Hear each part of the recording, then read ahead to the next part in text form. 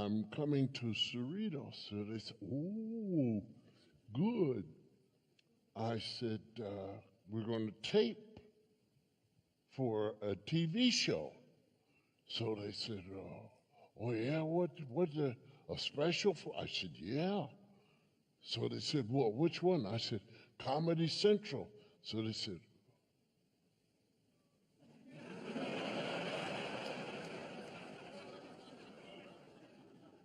you? I said, yeah. Is this a new Comedy Central? I said, no, it's the one that you see all the time. So one of the guys started crying. So I said, what's the matter? Mr. Cosby's gonna curse.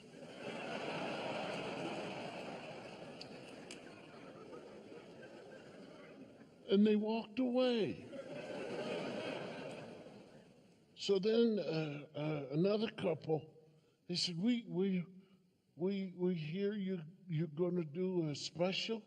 I said, yeah. So they said, on Comedy Central? They were like this. I said, yeah. They said, then we can expect to see some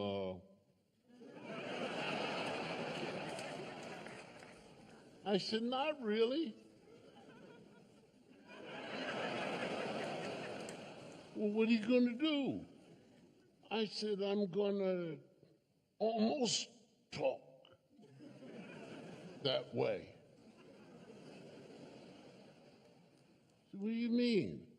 I said, you know, you aim at it and you hit it, but nobody heard you firing.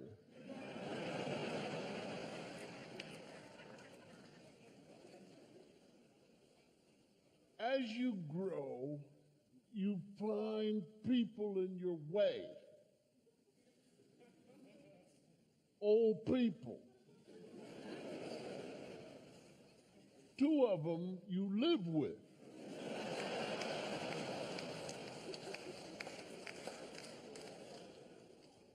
So you become a person who, now managing your life, you fall in love.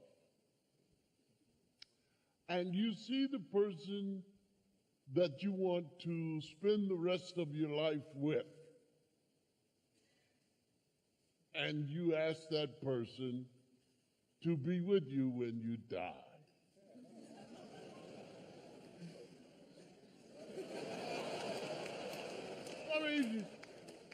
I mean, that's essentially what I said. I didn't realize what I was saying. But I said that. I thought I was being romantic. I said to her, I would like to spend the rest of my life with you. Well, if you see love, when there used to be a time when songwriters wrote words, and they had stuff. Yeah, I'm crazy about you. I love you. I just can't think right. I'm going mad, and all of that, and it's true. You're not making any sense. You want somebody to be with you until you die. That's not love. You know, I don't know what you can call it, but it's not romantic either. I mean, you think about it, you know, she's there, and you say, I would like to spend the rest of my life with you. You say, well, whoops, wait a minute. Whoops, wait a minute. Let's go back and listen to your grandmother. after your grandfather died. And 10 years later, somebody said, Grandma, don't you want to meet somebody, a man? I don't want to take care of another old man.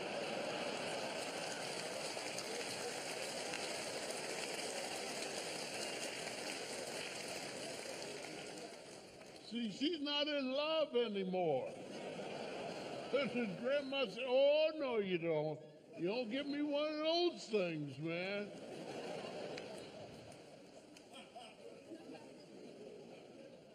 Then when you fall in love, you accept craziness. See, here she is, right there.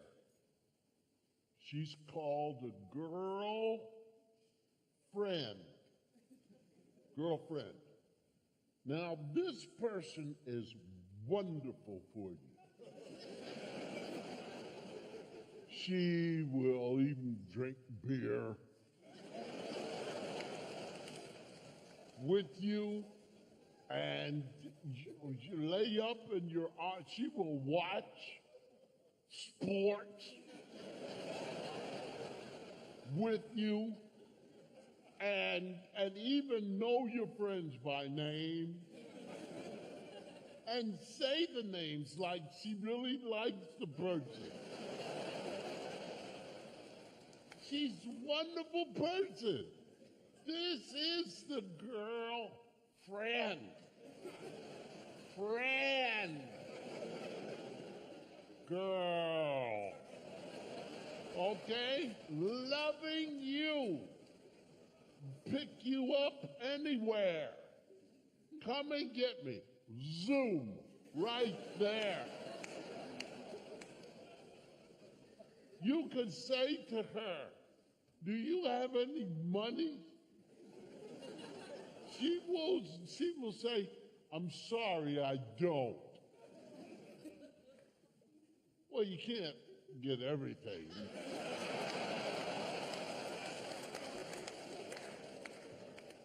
There she is. But after 49 years of experience, she is the lure. You ever do fishing? The lure is something very beautiful, and it bobs in the water. And it draws you.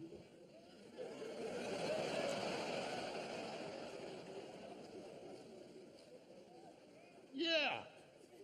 So nice, this person. So wonderful. You leave her, and she'll call 3 minutes later, I miss you. Yeah, you can call her any hour. Any hour. She says, yes, oh yes, I miss you so much. What are you? Yes. The girl. Thank you very much. So you want her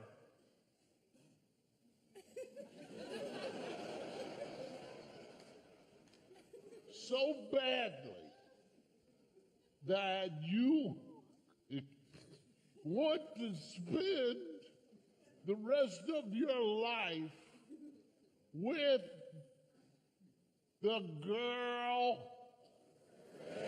That's who you're proposing to. So now you have to go get a diamond. Because a diamond is a girl's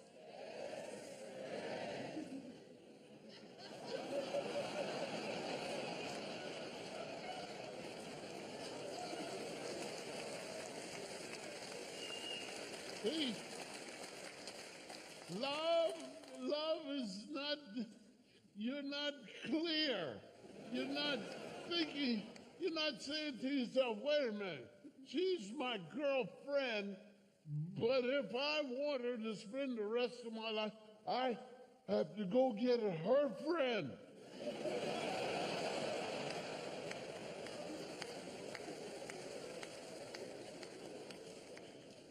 And maybe more. Now, everything I'm telling you is not anti. You know, none of it is anti. I'm just trying to make it clear for the males because somebody keeps telling us that we are, you're the man, you're the man. No. What we are is not paying attention. You've got to pay attention. There are people, there are paradigms of what is coming. Your own father. See, you think you can use him because he's quiet. And who helped him to become that? See, it doesn't register with you that his wife, don't say that about my mother, your mother. You know, I can't say wore him down or beat him down. That's his choice to be a quiet man. A man who used to love to talk.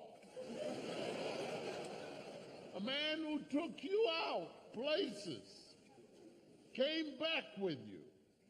And then she said, what did you do? And you told her what you and Dad did. And then she told him not to do that anymore.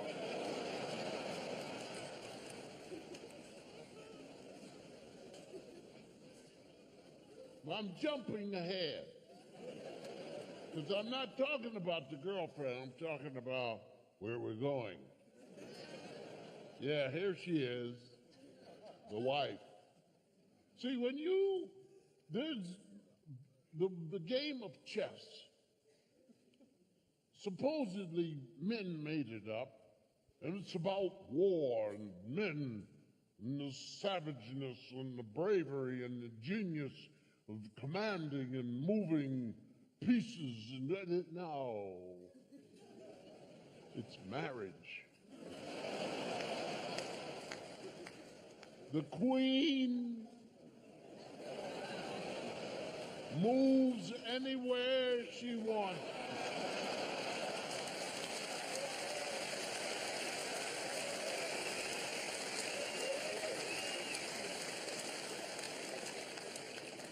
Picking off people. And what happens to the king? He's moving one square.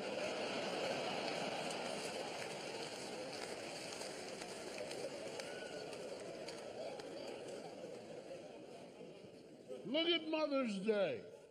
Look at Mother's Day. Oh, Ma, it's so wonderful and there's a parade and presents. Why is it that nobody forgets Mother's Day? Because your mother tells you when it's coming. She also tells you, you better not forget. And mothers are not truthful people. And the proof of it is every year, your birth, the labor gets longer, and by the time you're 30, she was in there for 7 months in labor. And she kept saying, my God, shoulders, cut it in half.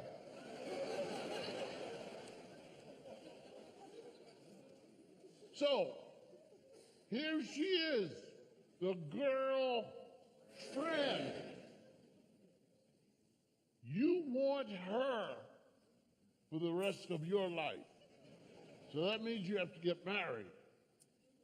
Keep in mind, that's what you're moving to. The wife is a different person. Now, they're not evil. They're not evil, but they have a different mindset. First, we will start with the loss of power, which you never had. These things were written about in books called fairy tales,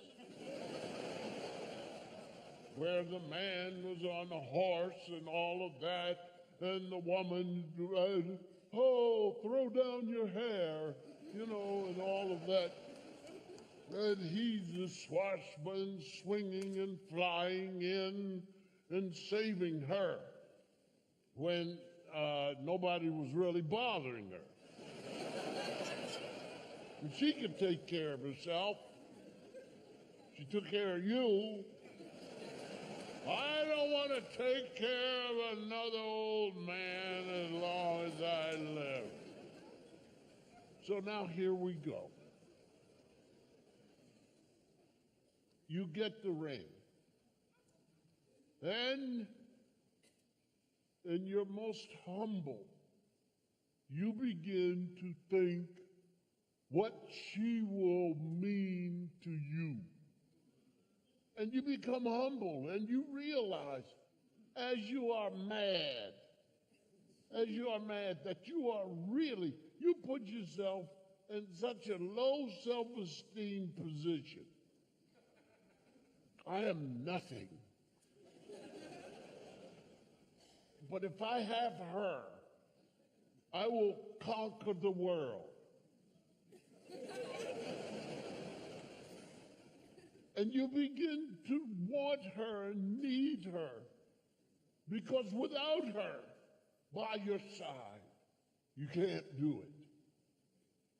And then you have the nerve, after you give her her friend, to tell her how worthless you are. I am nothing. And if you will join me, now this is getting stupid now, but it is the lure of her friend. She's not paying attention to what you're saying. She's looking at the diamond. She thinks you're saying, please marry me. Because that's all they ever say. You say, what did he say? He asked me to marry him. But you were babbling away about being nobody and nothing and your heart, and that you're going to die before her, and you want her there to see this death.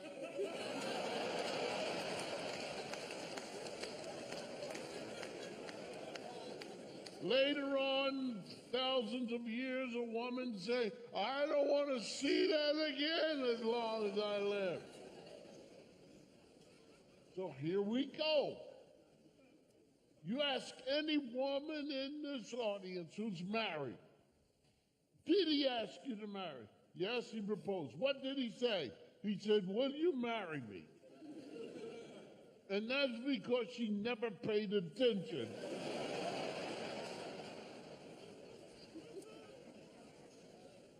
Now, the two men in the wedding, important, are told what to do. The father of the bride is told, you walk her down here, give her to him, and then you come over and sit beside me.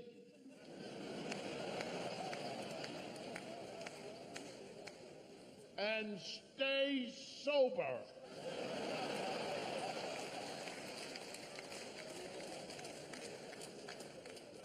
And don't go around asking strangers how much they think all of this costs.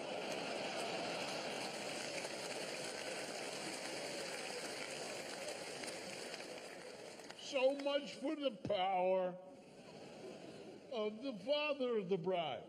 The groom has no power. He's given an opportunity to invite all of his best buddies. They come and they are called the groomsmen. And the reason why he's given that privilege is because this is the last time he will ever see them.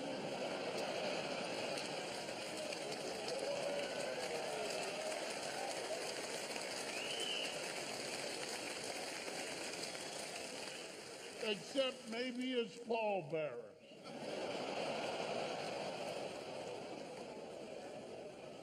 Now, I don't know if you're planning to get married for the first time. All you fellas, now just listen to me carefully. If you can swing it, I think it'll be very nice.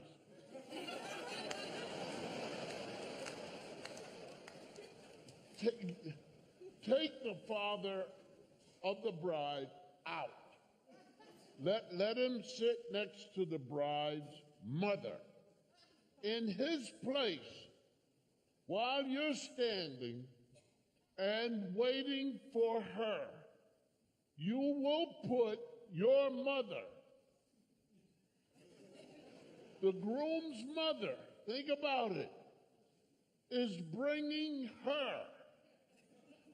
You see, you can now see your whole life.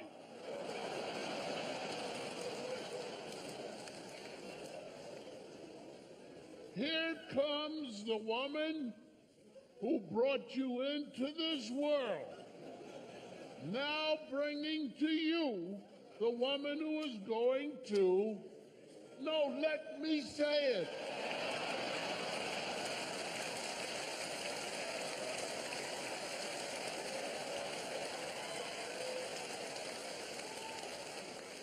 Take you out. Thank you.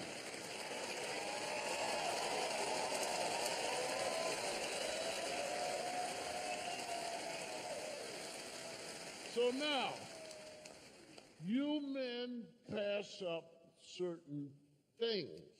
You don't recognize, when you're married, you don't recognize certain things that she's doing. She's not an evil person. I don't think that she is like a person, give me that big red one. I'm going to ride him until he can't breathe anymore. No, I don't think that. But I do know that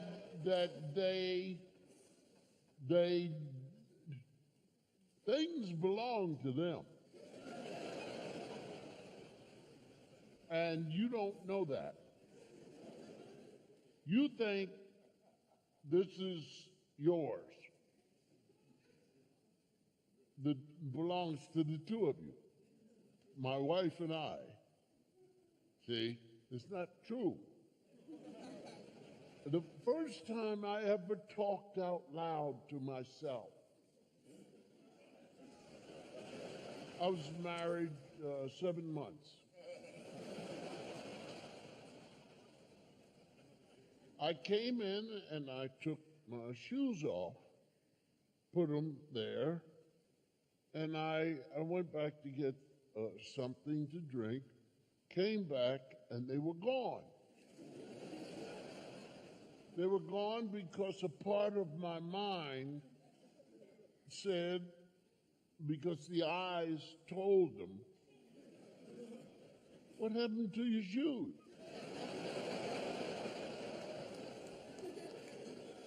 So I answered myself. I said, I don't know. So my brain said, well, they were here. I said, yeah, I took them off. And then my brain said, yeah, we saw you do that. We saw you put them right there. So things start to move. And the reason is they are not, and where they belong, said many of the wives sitting in the back.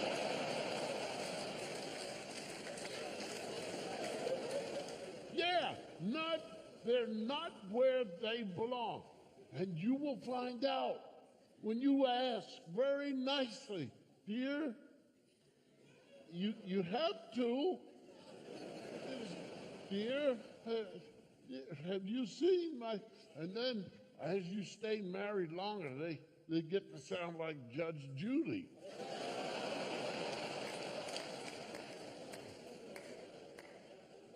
I'm talking now. I put it where it belongs. And then you're scared. You're scared to say, well, where is that?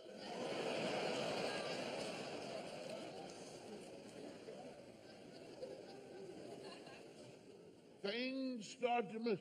You could be sitting, I'm telling you, these things belong to her. It's not evil.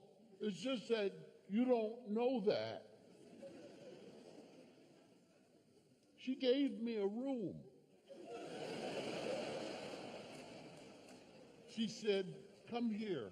I want to show you your room. I said, am I being punished? She said, no, Bill, I fixed the room for you. I didn't ask her to, nor did she ask me what I liked. She said, I put everything in there that you like.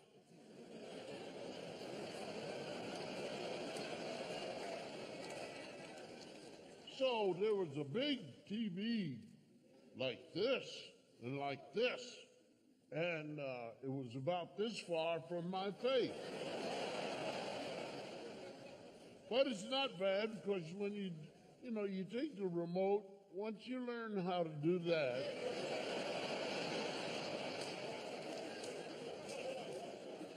especially when you turn it on, move, because the thing will suck.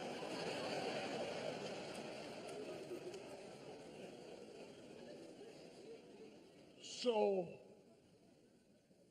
she showed me the room, and now I sit in it, because this is my room, and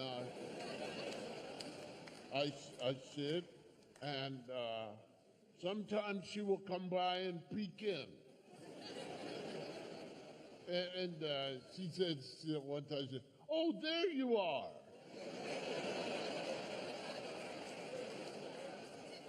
And then she walked away.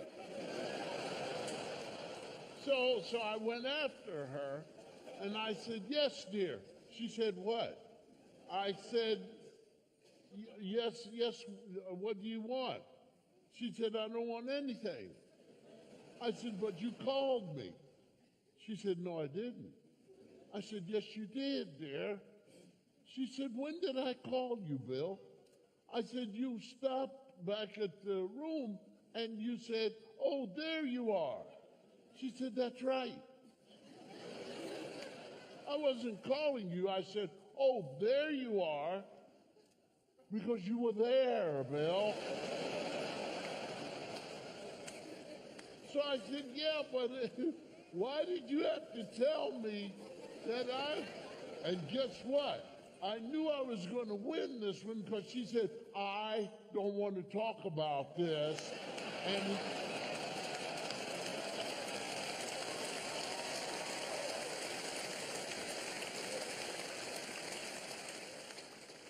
all you husbands know this. People will say, "Is your wife your friend?"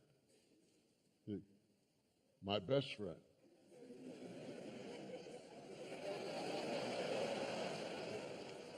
My best friend. Because better say it.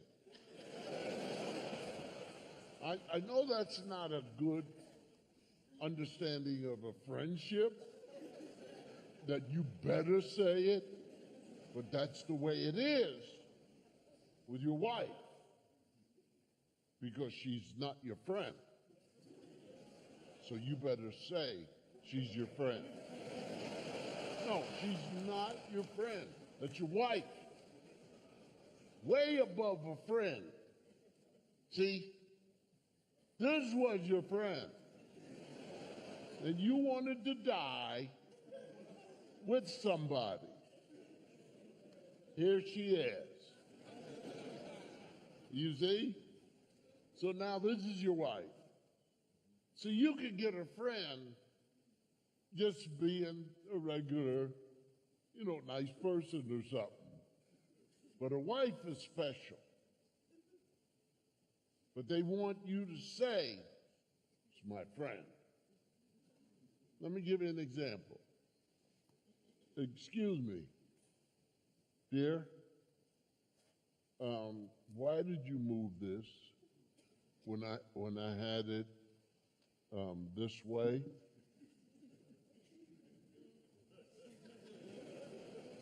See, that's my wife. I got no answer.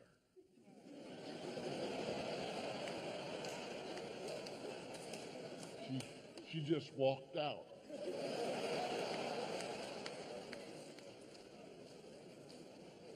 And they know that they're not your friend. Because you could do like this. After she did like this, you could call her back and say, look, do me a favor. Don't ever do this again. No, I'm just making up something. I didn't say.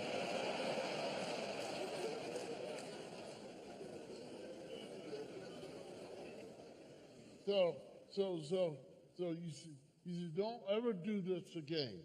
Because when I have something set on my table, I want it on the table the way I want it. Huh? Isn't this fun? Some guy, an idiot, in an audience one night said to me, is your wife here? I said, stupid, does it sound like she's here?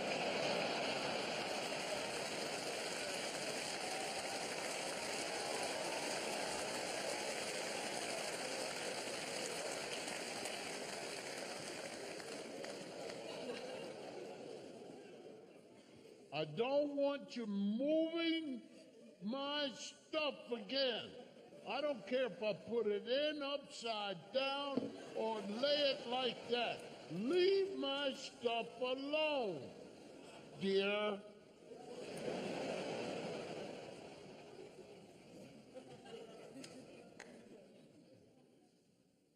Who do you think you're talking to?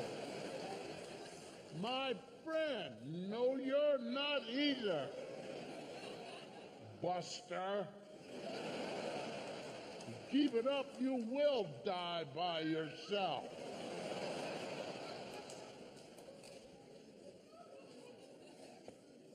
So you have to just understand that things are going to move. Let them move. But she's not your friend. No, no, no, no, no. Let me give you an example. I fly into Massachusetts, get in my car, 2:30 in the morning. I'm driving, hour, 15-minute drive, going home. All of a sudden, I smell wire burning, 15 minutes out, wire burning, smell smoke, the lights are dimming, all of a sudden the car, and I negotiate over, I put it in park, turn off the key, I go around, I lift the hood, This ends my knowledge of how to fix the car.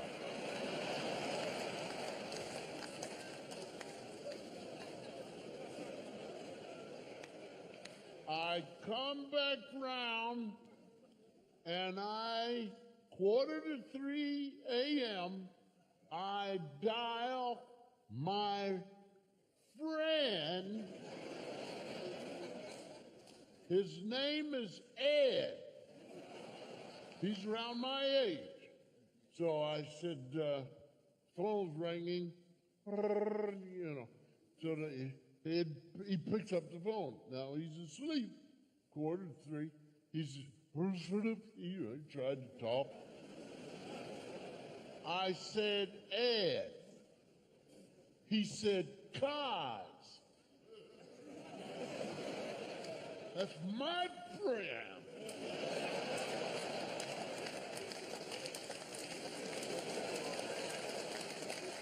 Ed, that's my friend Ed. All I said was Ed. He said, Cos. He said, are you all right?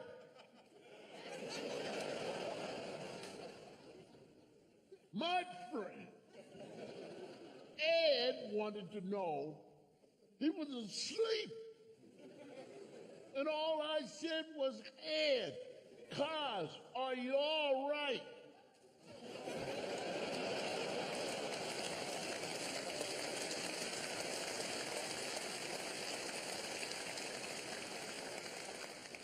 I said, Ed, I'm fine. Driving my car, Ed. I'm I-91 north. I'm an hour out from my house. I smell wire burning. There's smoke. Engine lights go out, Ed. And Ed, my car is gone. It's just stopped. And I'm wondering, Ed, if you'll come and get me. My friend, Ed, said, Cos, let me get dressed. I'll be there.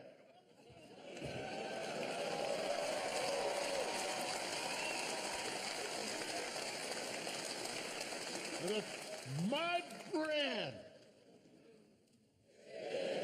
No, say it. There you go, my friend. Ed, no, I didn't ask you to say it again. When I do like that, that's when you say it.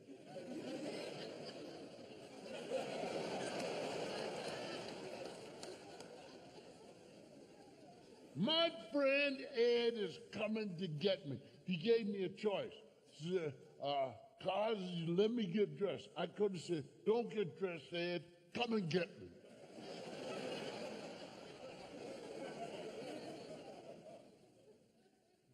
My friend Ed is coming. Now let's go to this other person.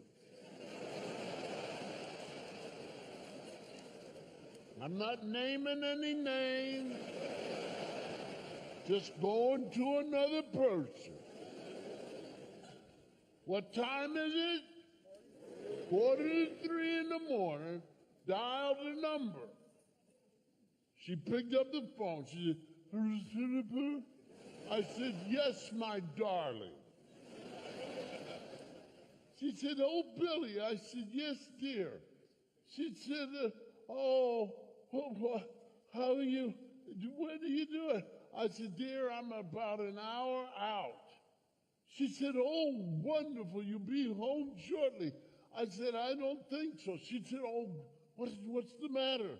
I said, well, dear, I'm driving my car, and smoke starts coming, and the engine cut out, and I had to maneuver over. And she said, Bill. I said, yeah, it just won't run, dear. She said, Bill. I said, yes, dear. She said, how many times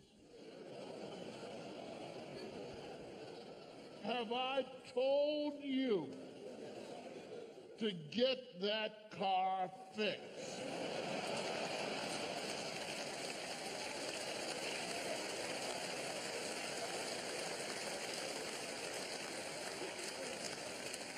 I said many times. She said, no, Bill. How many times?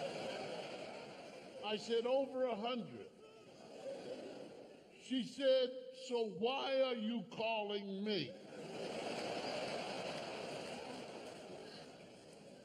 I said, dear, I was hoping. She said, well, you got that right. I was hoping that you would come and get me. She said, Bill, you expect me to get out of this bed, drive an hour out to wherever you are because you don't listen to me? She said, I'm going to call the AAA. When they bring you home, Bill, don't make a lot of noise.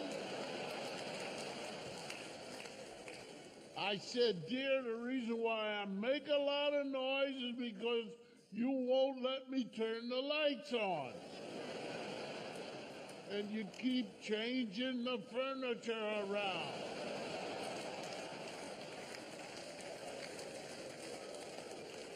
She said, well, you could fall quieter than that.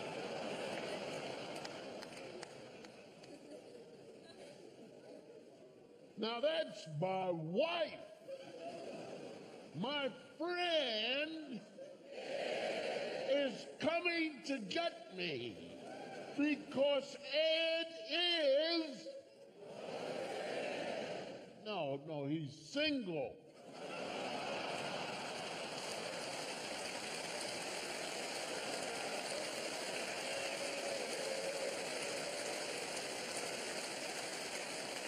Yes, because if Ed is married,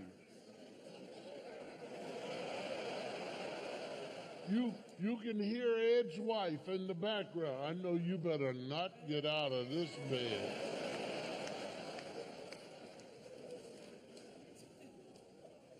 No, all you men, you can go ahead as long as you've been married. I'm telling you now, I'm not afraid to say it. I lost my key. It was given to me. I lost my key to the house. That was 48 years ago.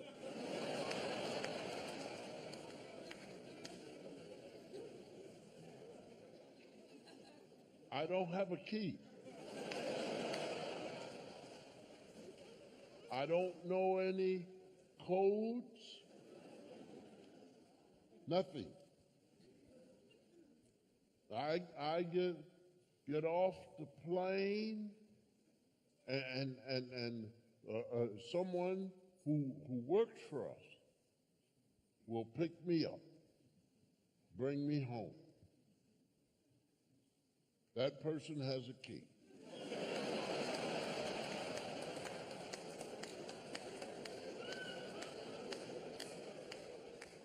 That's if my wife is not there. And then that person will lock me in. There are instructions written in the house what I cannot touch.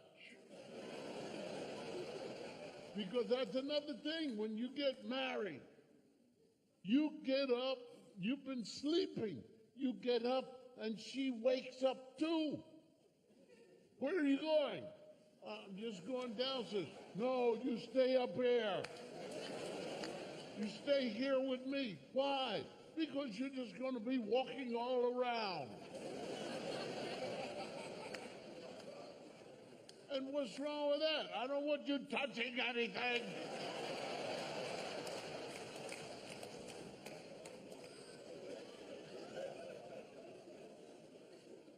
You don't know how to lock up. What do you mean? They don't trust you. So she had to go visit her mother. And she left. I waited and waited until she's gone long enough, to be at her mother's house. And then I got up and I went to bed. She won't let me go to sleep early. But if she's not there, she can't see where I am. So I put the pajamas on. I got in the bed. So the phone rang. And I got out on my side and walked over to her side where the phone is. I don't have a phone on my side because my phone wakes her up. So you thought it was only happening to you, didn't you? So I said, hello, it's a woman. So she says, I represent the so-and-so security company. She says, who am I talking to? I said, well, I'm half owner of the house. So she says, well, do you know that there's an alarm going off? I said, I don't hear anything. She said, well, it's going up. It's showing up that there's a malfunction on the front door of the building. So I said, okay, well, just a minute. I put the phone down. I went to the front door, and there's bolts and keys. So you unbolt and turn the key, open, slam it, bolt, turn it. Unbolt, unlock, open, slam it, juggle it, bang it, bolt it back, turn the key. I went back up. I said, how's it look? She said, it still shows there's a malfunction. She says, and what is your name? I said, Cosby. She said, what is your code name?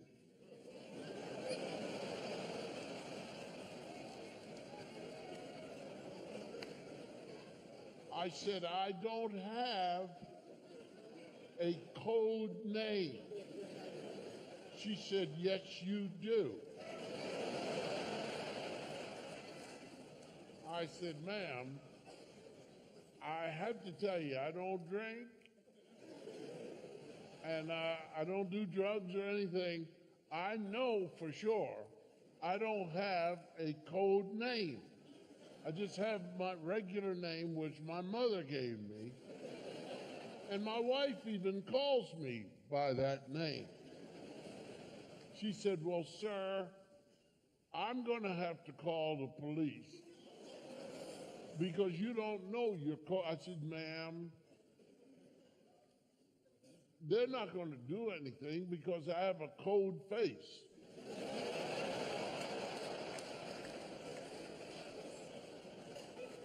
I said, just 1 second, please. So I put her on hold, and it's blinking, and I punch down another line, and I dial my mother-in-law's house. The phone is ringing, and my wife picked up. She said, hello? I said, oh, I'm so happy to reach you. She said, hi, honey, how are you? I'm home. She said, I'm at mom's. I said, yeah, just a minute, dear. She said, what's the matter? What's the matter? I said, there's nothing wrong. But the lady from the security comes. She said, what did you do? I said, I didn't do anything, dear. Just 1 second. So, and I was a conference. So I punched down the conference, and I punched down my wife. I said, hello? My wife said, hello? And the woman said, hello. I said, all right.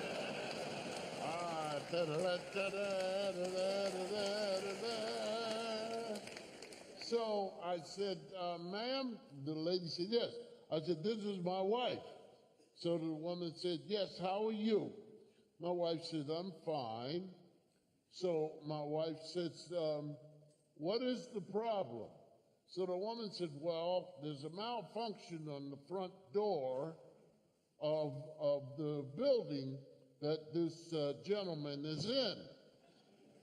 So my wife said, did you touch that front door? I said, no, I didn't. The woman said, yes, he did.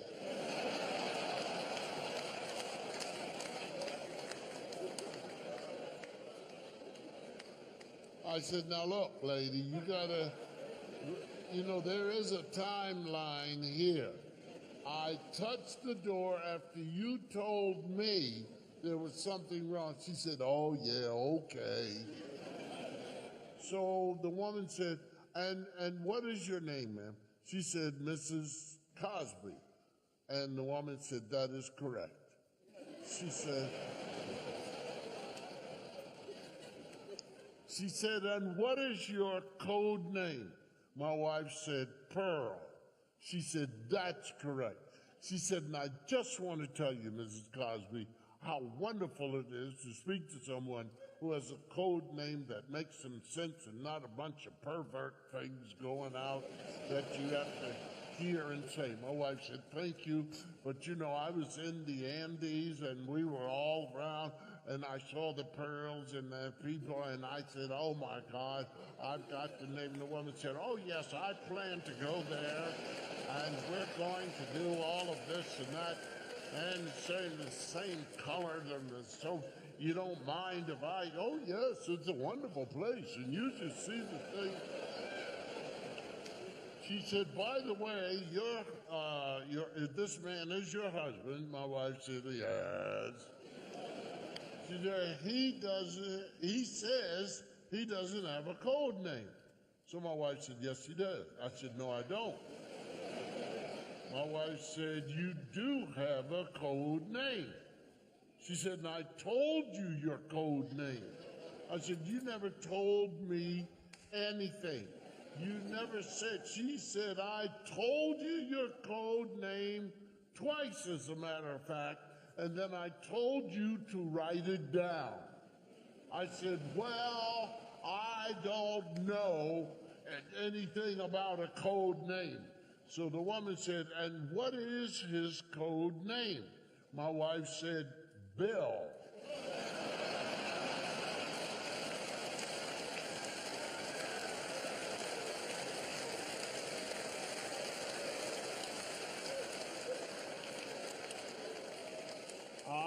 I was going to have this woman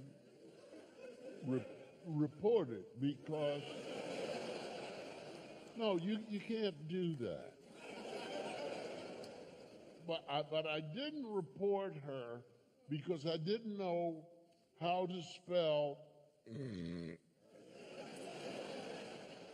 See, that's the sound she made to keep from laughing.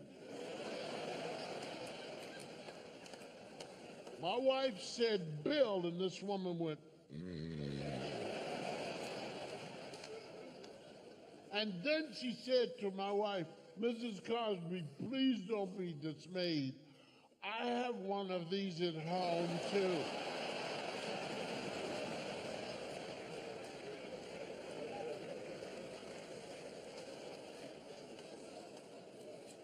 So I said, well, You told me twice my code name. And if, and I'm talking to both of you, if you told me to write it down, why is it I don't remember what you said? And both of them said simultaneously, because you don't. No, I'm not talking to you.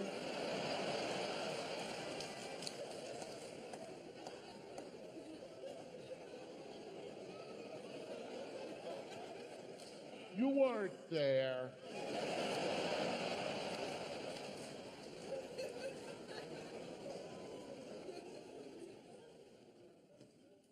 What's going to happen? You'll be married and see things, man. See the power of the wife.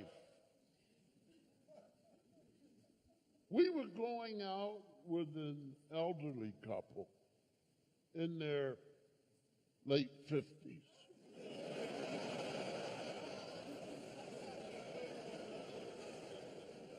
And my wife locked up, and first of all, so you get to a certain point in your marriage, especially after the children move out. They're not gone, they move out. But their bills come to your house.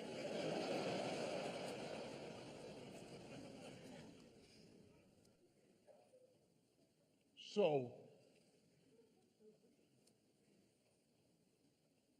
I opened the car door for her. She got in, and she's sitting behind her girlfriend. And I go around, I open the door, and I sit behind her girlfriend's husband. He is not my friend. I have to like him. But anyway.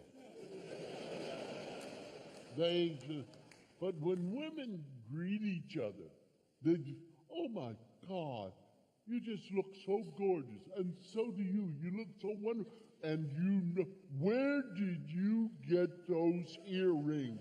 I could just kill you for those earrings. Yes, do you like them? Yes, they pick up your eyes, they pick up your dress, they pick up the dashboard, they pick up everything. I'm just so cute. Men are different, man. You say, how you doing, Roy? Good to see you, Bill. Keep in touch, man.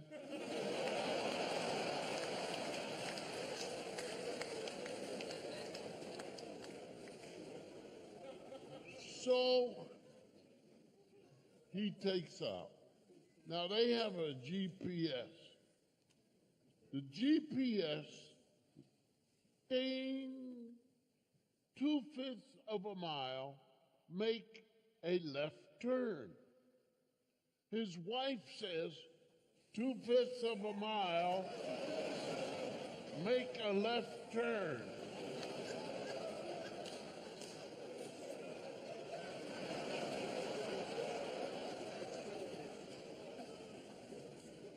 This continued for another 20 minutes.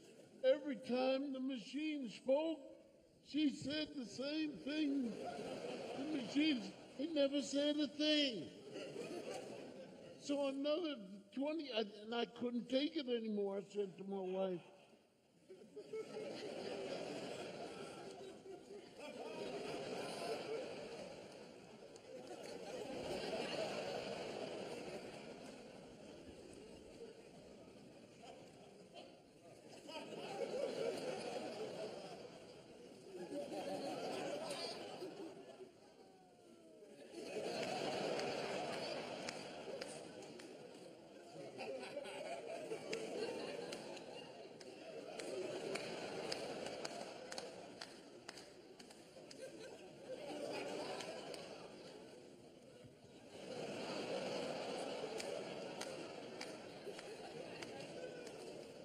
Another 10 minutes, I can't take it anymore.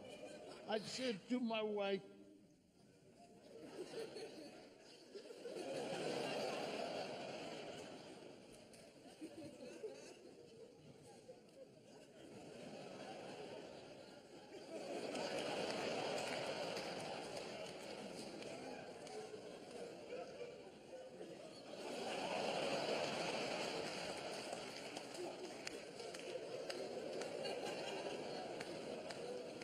now we get to the venue.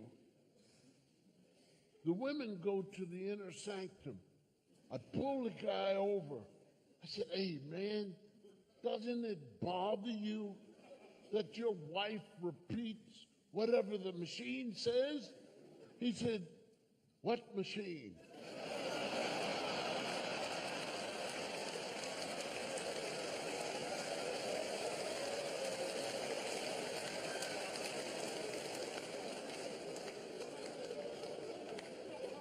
See, after a while, man, when the children leave, you become her oldest child. So you don't need a brain anymore. You don't need a brain. Don't ask any questions. You just do what I tell you to do. Because she looked at me. She said, I've laid your clothes out for you. So I went up and I put them on. She said, where are you going? I said, you told me to put on my clothes. She said, I laid them out for you. I said, well, where am I going? She said, tomorrow.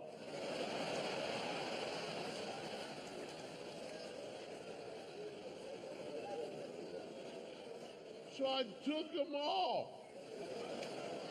And I laid them back out again. She said, what are you doing?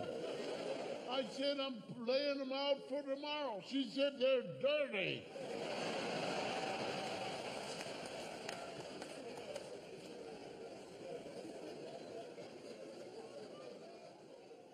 So now it's time to go out with her. Wherever she's going, I don't ask. I'm married long enough, I don't ask. Do I care? Yes. But I don't want trouble. So I sit there and she drives. Sometimes we go to the mall. Here's the rule that I know I'm supposed to do. If she wants me to go, when she gets out, the lock will go up.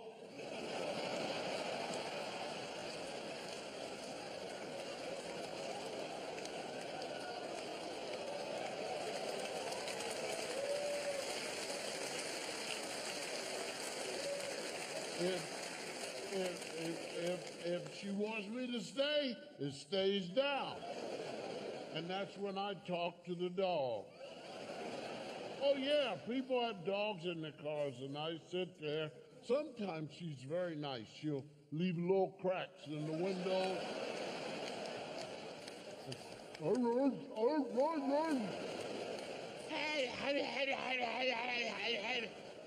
Then they pull away and another car comes in.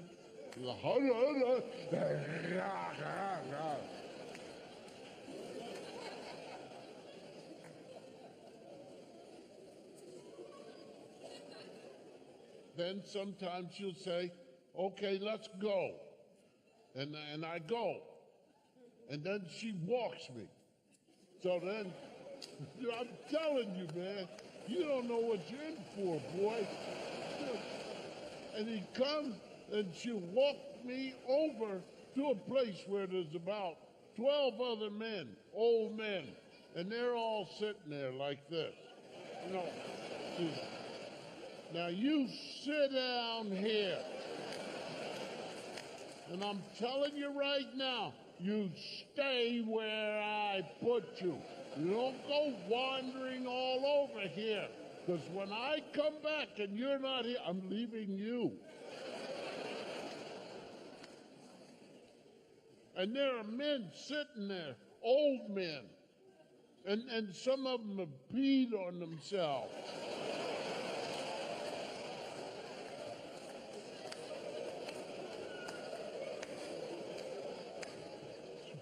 What happened to you? I'm not leaving, man. I don't care. I'm not leaving. But the smartest one of all of us is Reggie. See, he's got a Ziploc bag. But he won't share.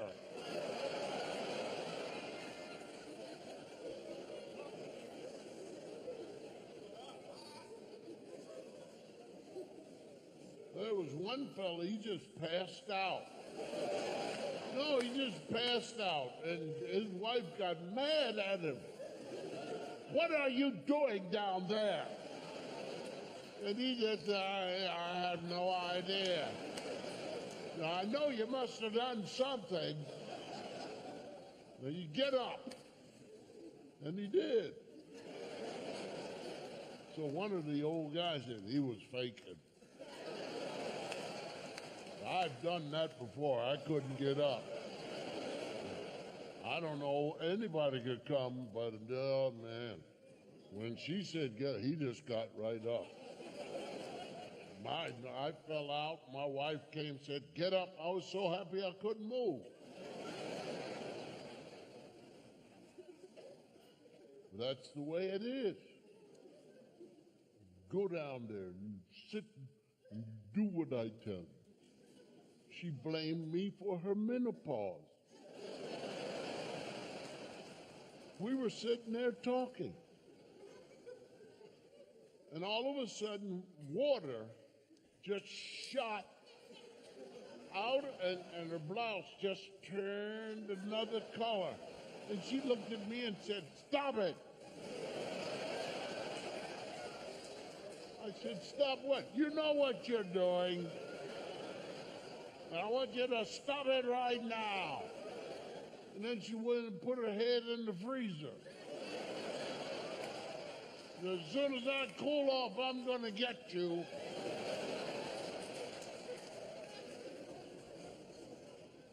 The rule of the house is, or ought to be, that when a married couple come upstairs, if the husband gets the remote,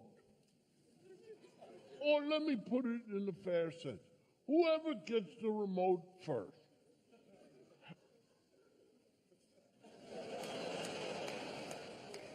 turns on their program, they should be allowed to finish the program they turned on without, I'm not naming any names, a certain person going around, well, what is this you got on now? Then they lay in the bed and you're trying to watch your program and they're going, ah. What is this? I don't know what it is, but it's a marathon. Going to be on for another 7 weeks, dear. And I got the remote first. Ha, ha, ha. See, there's going to be a husband museum. I don't know if I'll be alive or not, but I know that the statue out front will be of a husband sitting in a chair. He'll be looking like this.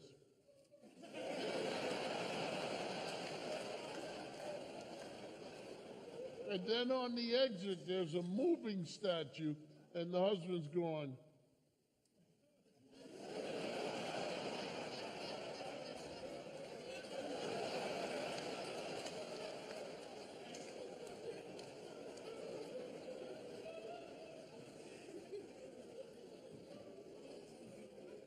And they walk around the house. That's how you can tell it's not your house. They walk all over. You see them going by here, back around, and you hear them overhead. And you say, dear, come sit. I'm busy. Don't you see I have things to do around? Okay. She said to me, like Bela Lugosi, come.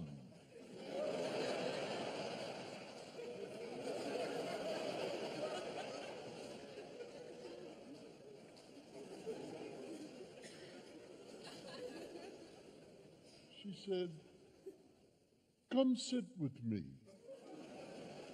We never talked.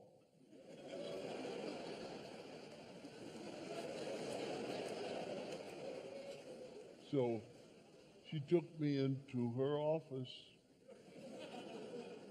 and she sat me down. Then she sat on her sofa. Then she took out a book and started to read. So I'm sitting and she's reading. And see, wives have a peripheral vision. They can see like an all-pro cornerback. I'm telling you, pay attention. I'm going to show you what I did. She's reading, and I did like this. She said, where are you going?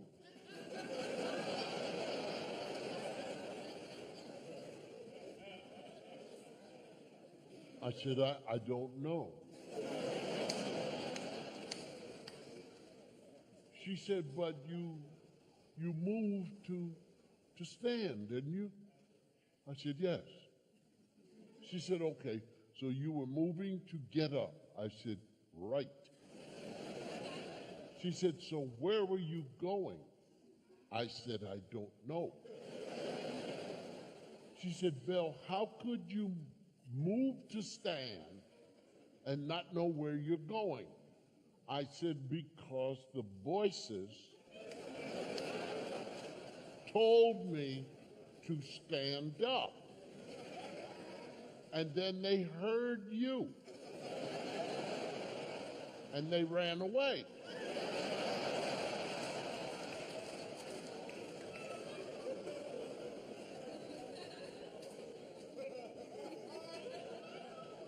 Oh, yes. One of the worst things that can happen to you is when your wife gets your medical, exam, and you see the RBC and the white blood count, and then the cholesterol, triglycerides, and they're not pretty. And my doctor made that mistake. He's no longer my doctor. He sent it to the wrong fax number, and the reason was she shut mine off. But he wanted to, so he sent it to her, but she shut mine off because I wasn't using mine. I said, but I leave it on. She said, I don't want it on. I never said, but that's my machine. I already know the answer. So I'm up. Triglycerides, and then I get the wife. We want you around a long time, and this is unhealthy. I keep telling you over and over. And it's tantamount to like listening to your mother. But at least with your mother, there's like when your mother, and then sometimes you just say, Mom, just stop talking, beat me. You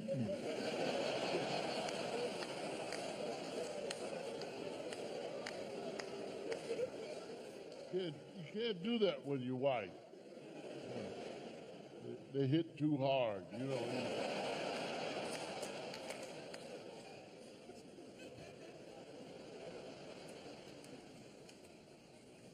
So I behaved because she kept watching me. And we go to a restaurant, and she will ask the person for the menu and just tell them he doesn't get one. And people in restaurants are used to wives just taking the thing and tell that husbands misbehave. So we went to this one restaurant in New York City, and he has a bakery next door. So it's like the bakery, and then you go in, and there's curtain, and a door to the bakery. And then there's a curtain, and then there's a door and a curtain to the restaurant. So when we got out of the car, I'm walking, and we got out far enough back that I could see the cookies. And I noticed that they had chocolate chip cookies this size, bigger than Famous Amos, smaller than Mrs. Fields. So this is where you could put two in. So the bad boys up here, they're, oh man, we gonna party. Yeah, but how do we get there? Don't worry, he'll figure it out. He's smart. Yeah. So we go. She did not look like she saw it.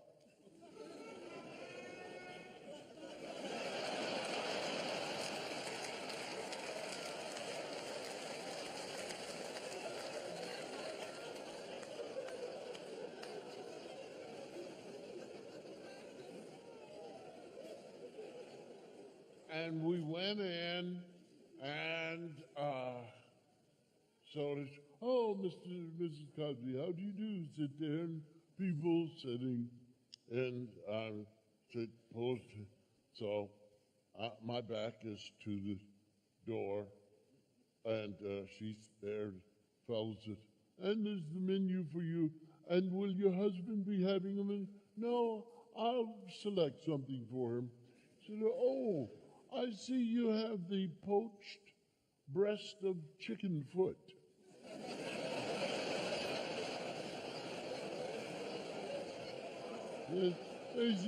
She started laughing, ha, ha, ha, ha. I got you. No, you scared me. So she ordered something for me that was poached. With nothing. You know, you will taste the flavor of how it died.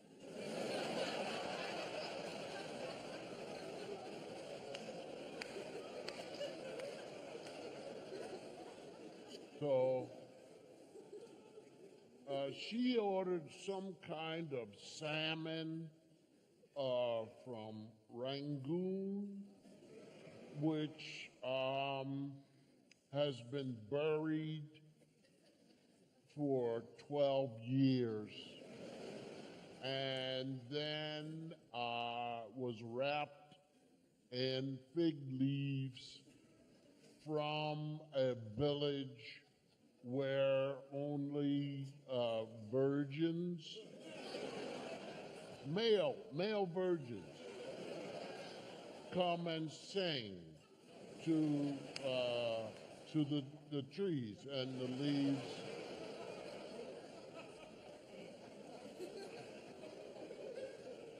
It was wonderful. She just swooned listening.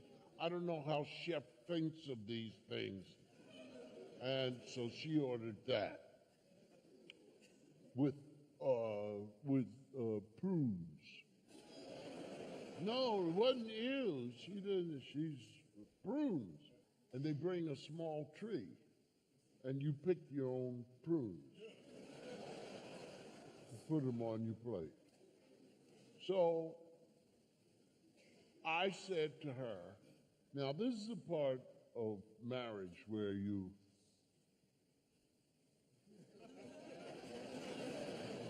I mean, you're both good. You both know each other very well.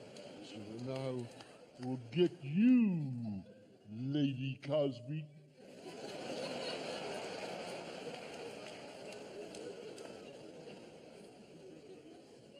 I bleed not. This is but a scar.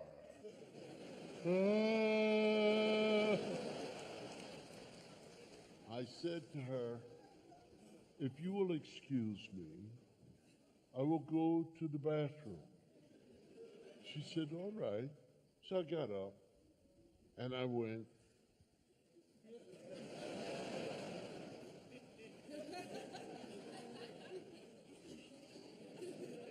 The lady at the desk said, may I help you, Mr. Cosby? No, I'm going straight ahead. Door, curtain, bakery. So there's a couple and a little child. I go up and I'm in a hurry. So it's a lady waiting on them. So this another lady didn't look like she was doing anything. New York City. And I said, pardon me, so I'm very busy right now. She said, oh, yes, ma'am, but I just need to do things, please. If you don't, oh, hello, what do you need? What do you need? I said, just give me 2 chocolate chip cookies, please. Well, you just can't have 2. You have to buy a dozen. Well, good, I will buy a dozen, but give me 2 now, please. Just give me 2. First, I have to put the gloves on. All right, put on 1 glove, give me 2 cookies. Please, hurry, because I have to get out of here. Wow! I put them in quite a good true today. And now she's putting right. I said, here, keep the change. It's all right, don't worry. No, you will get the change. You got to bring that. I said, I don't have time. I'm sorry. And I went through, put the curtain in the door, stood there with the curtain blocking.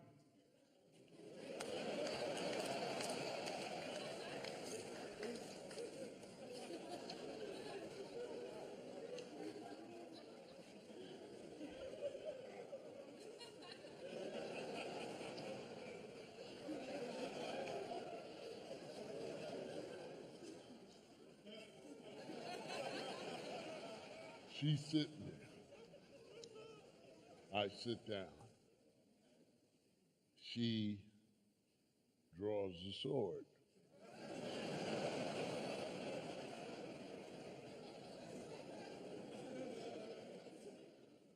Where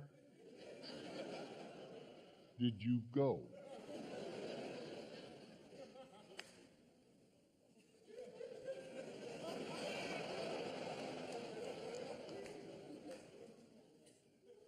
I told you where I went.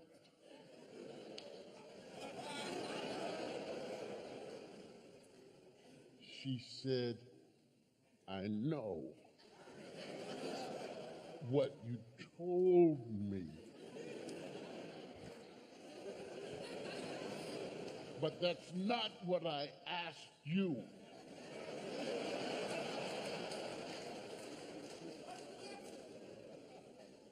I said I went to the bathroom. She said, no, you didn't.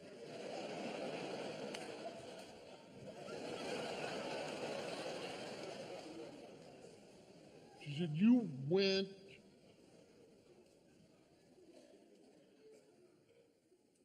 that way. The bathroom is that way. I said, yes,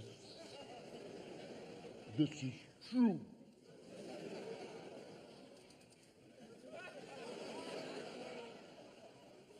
But the bathroom for the regular people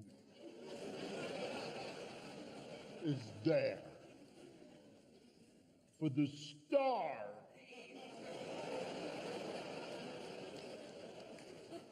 is that way. Ha!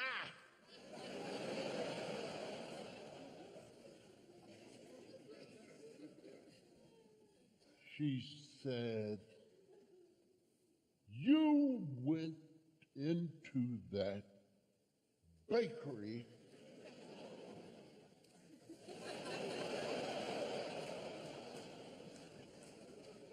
and you ate a chocolate chip cookie. And I said, ha, ha, ha, that's where you are wrong.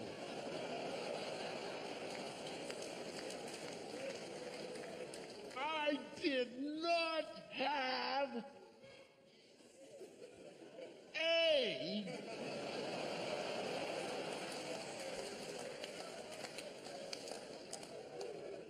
chocolate chip cookie. She said, you did. She said, let me smell your breath. I said, you'll smell nothing.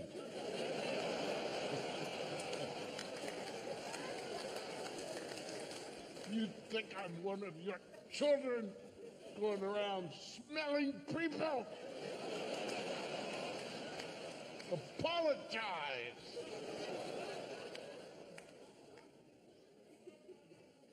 The woman from the bakery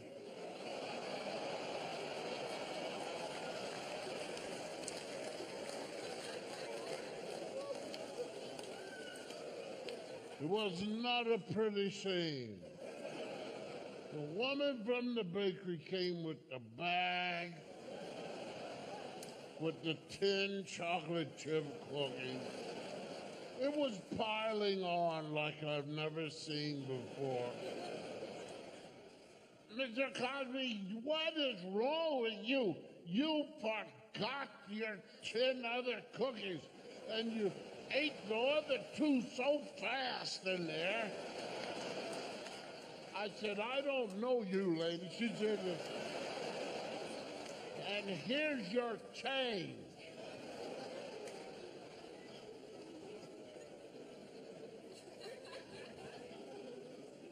And then my wife stuck her sword through my neck.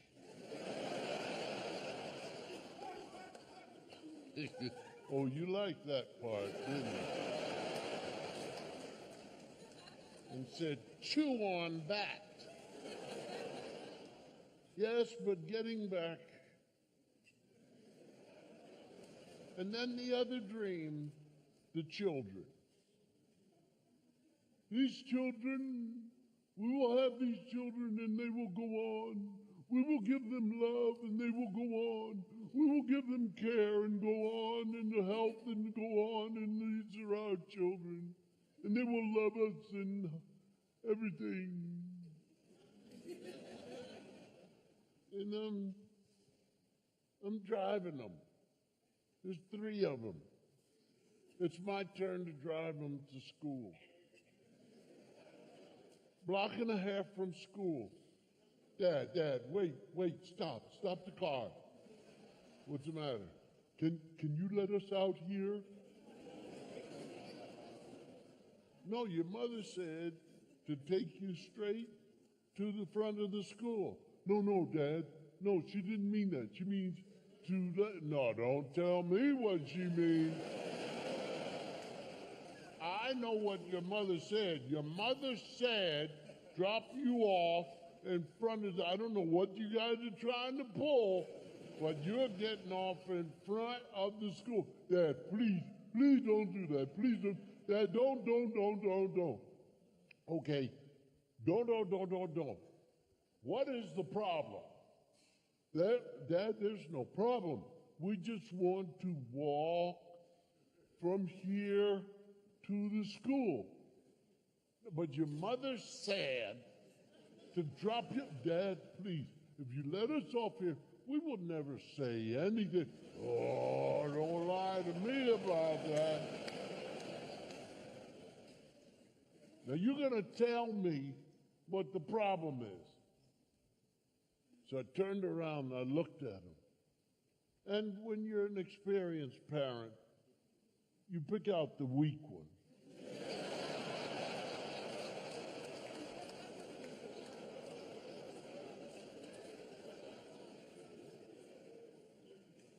Judas.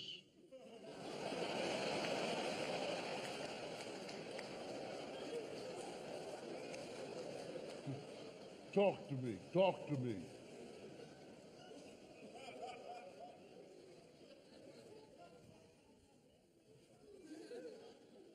Come on, you can say it. Don't be afraid of the others.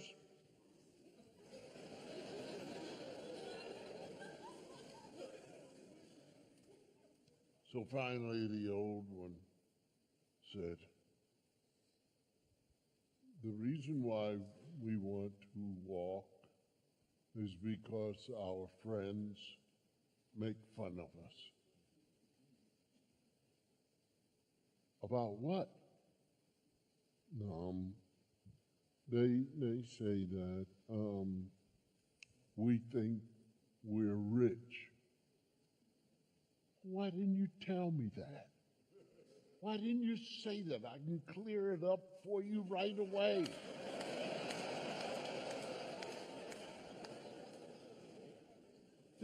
Your mother and I are rich.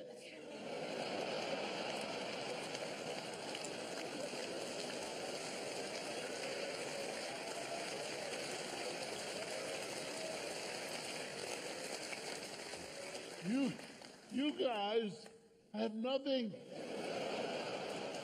I mean, think about it. Every time you want something, you ask us, don't you?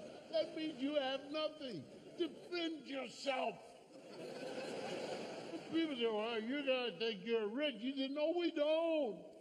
That's my father's car. This is my mother's house. We have nothing. Say that to them.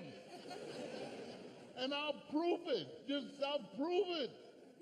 The state is making us do these things.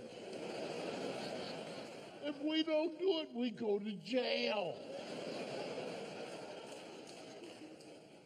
Another thing, you have no money. You're homeless also. Your name's not on a mortgage or anything. Tell your friends that. Defend yourself. Well, we just want to get out of here and we just want to walk in. And besides, they're not your friends. Because if they were your friends, they would like you for who you are. Period. Regardless. Well, I said, look, okay, I've had enough of this. Made a U-turn. Went all the way back, about a half mile. Made another U-turn. I said, get out. Get out? What? Get out? Yes, get out. But Dad, this is a long, yes. Think of how your friends will love you even more.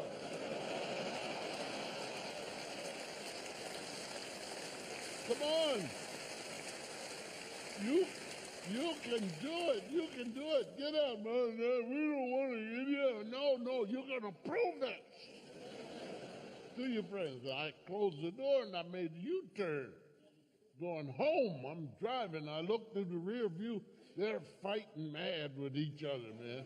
Not throwing any punches, but it's getting close.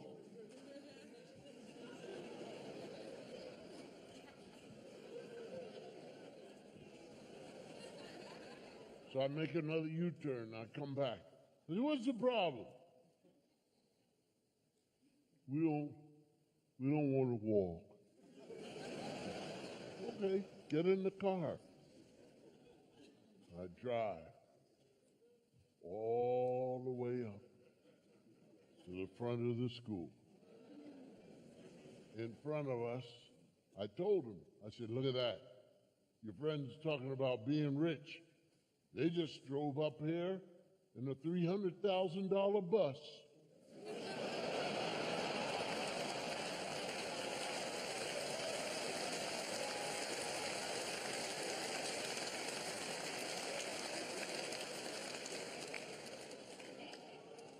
Go ahead. So they got out. They're walking. Then they go on the grass and they're meeting with their friends outside. And all of a sudden I put it in park. Opened the door. And I walked over to them.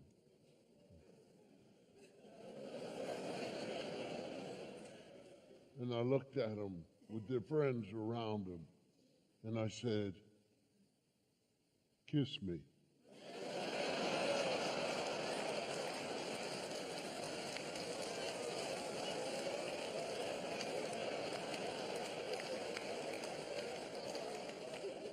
It was wonderful.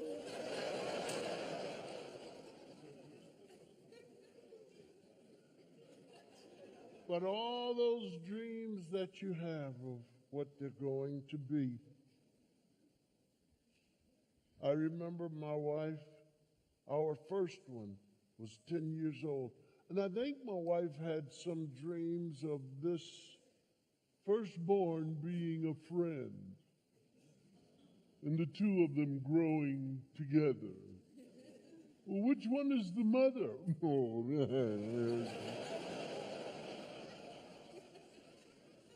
not when she turned 10. My wife called me. Bill, may I see you? And I have this habit.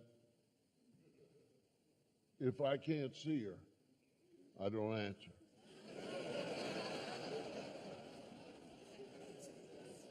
Then I heard her coming and I answered, yes, dear.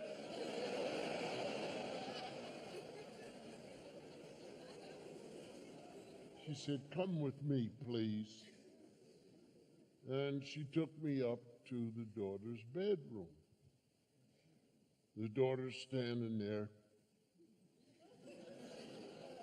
letting us know she can't stand us. I stopped at the doorway. My wife came over here. My wife addressed me. Have you ever seen such filth in all your life? I said, no, I haven't, Your Honor.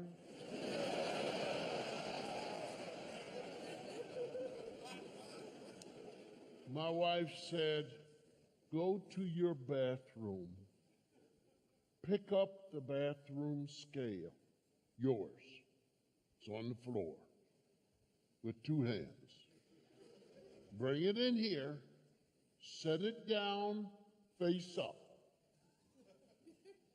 Daughter came back with it.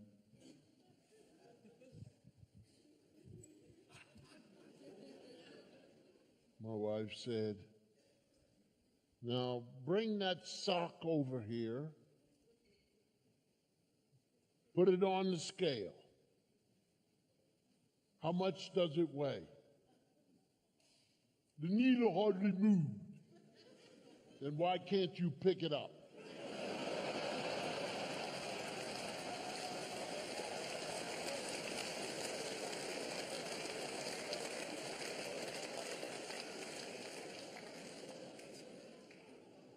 Then the daughter said, I didn't ask to be born. And I just got so mad. I thought of 3 things to say, but none of them would allow me entry into heaven.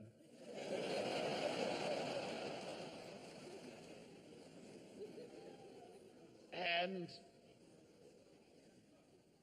my wife, in time, said something that made me jealous of her intelligence and quickness. Because the daughter said, I didn't ask to be born. And my wife said, and you're not what we asked for.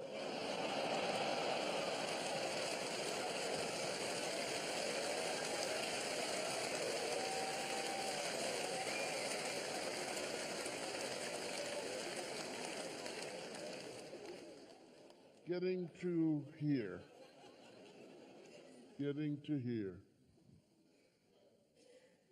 Sitting in a room. Quiet. She stuck her head in. She said, isn't it hot in here? And before I could respond, she turned the thermostat and then left.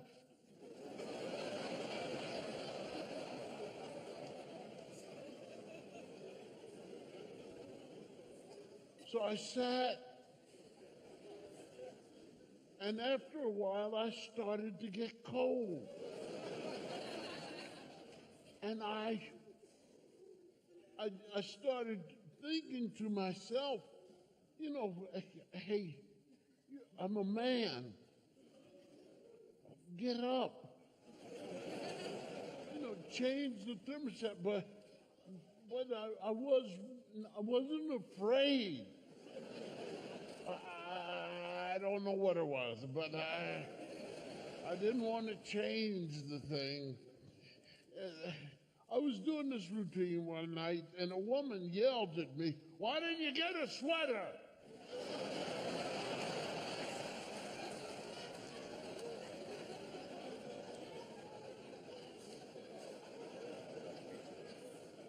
So then I began to just think, I'm a man, I'm a husband, I'm cold. Get up. Change that thermostat. Change it. You're a man. You have to sit there freezing. And so I did. I got up. I went over and I turned the thermostat. Came and sat down. Felt much better because I'm a man. That's what's important. Get up, change it. It started to get warm. And she came back. And stuck her head in. And she said, ah! The children heard her because I heard them say, dive, dive.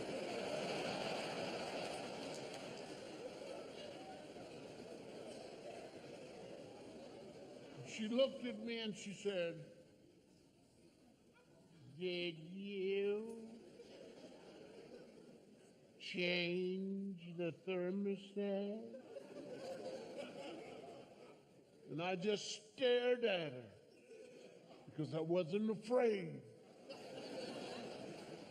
And she said, I'm talking to you. And knowing that I'm a man, and with the strength of being a man, I said to her, without fear, I have not left this chair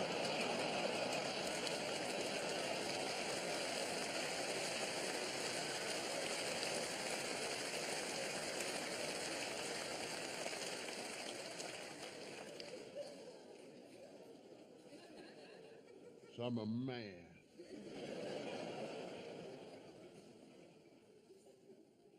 But they know that they own us. Oh, yes. I was asleep, having a nightmare. A snake was crawling on my left heel and is going to bite me.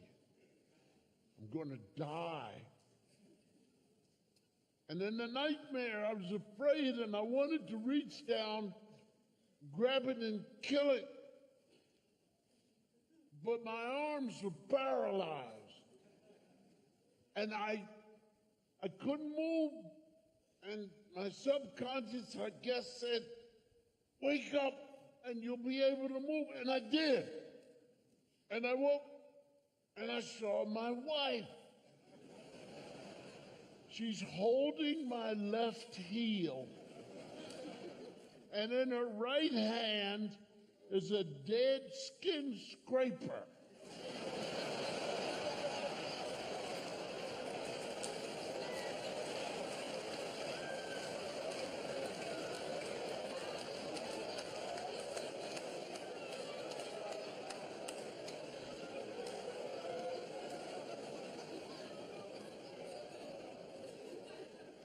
She kept yelling, hold still. I'm sick of this. Cutting my legs to shreds.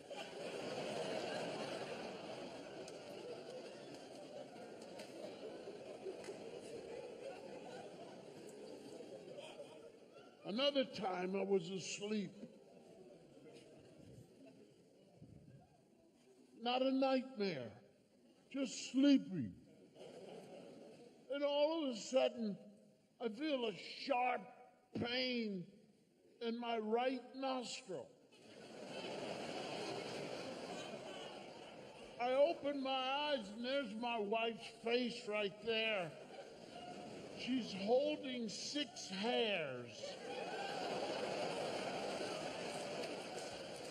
Why can't you see these? I am sick of looking at these things hanging out of your nose. Why can't you see these? You breathe out and they go out like this. Thank you, ladies and gentlemen.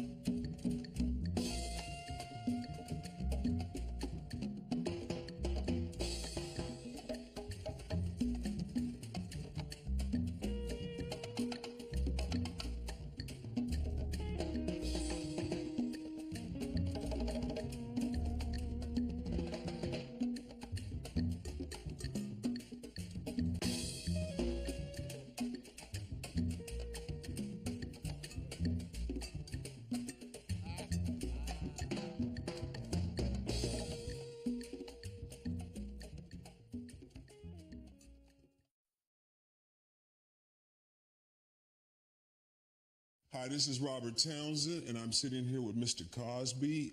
We're going behind the scenes. You guys have just seen the concert, and I'm just going to have a conversation with my hero, Mr. Bill Cosby. First thing, it's an honor to sit with you and to talk a little bit about comedy. One of the first things I want to ask you is about your work ethic. We just, the audience just saw a special that you did for Comedy Central, but what they don't know is that you did 2 shows, 2 90-minute shows. Both shows had different material. Talk to me about your work ethic. You know, like how do you do this? Well, this is 50 years.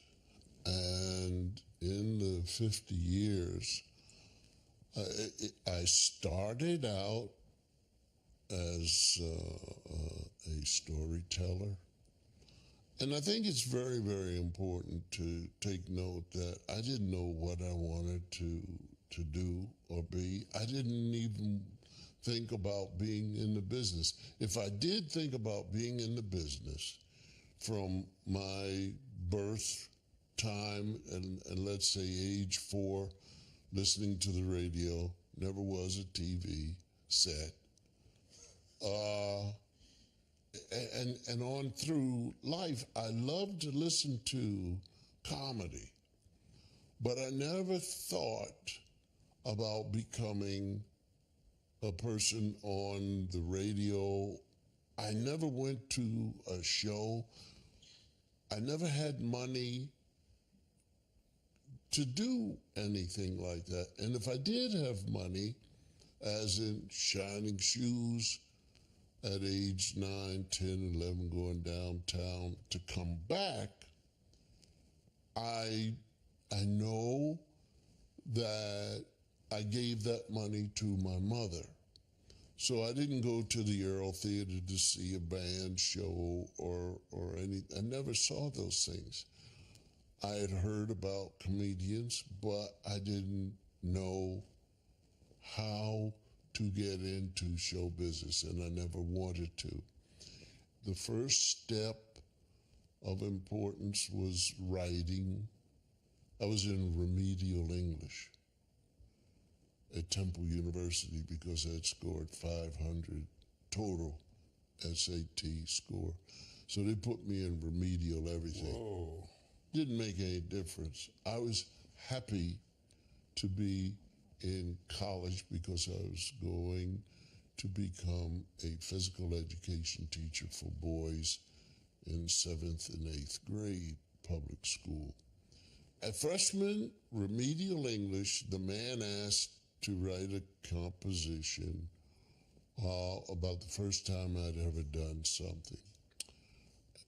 And that, in fact, was the first time since I was 11 years old that I set to do something and not give up on it, but continue until it was completed.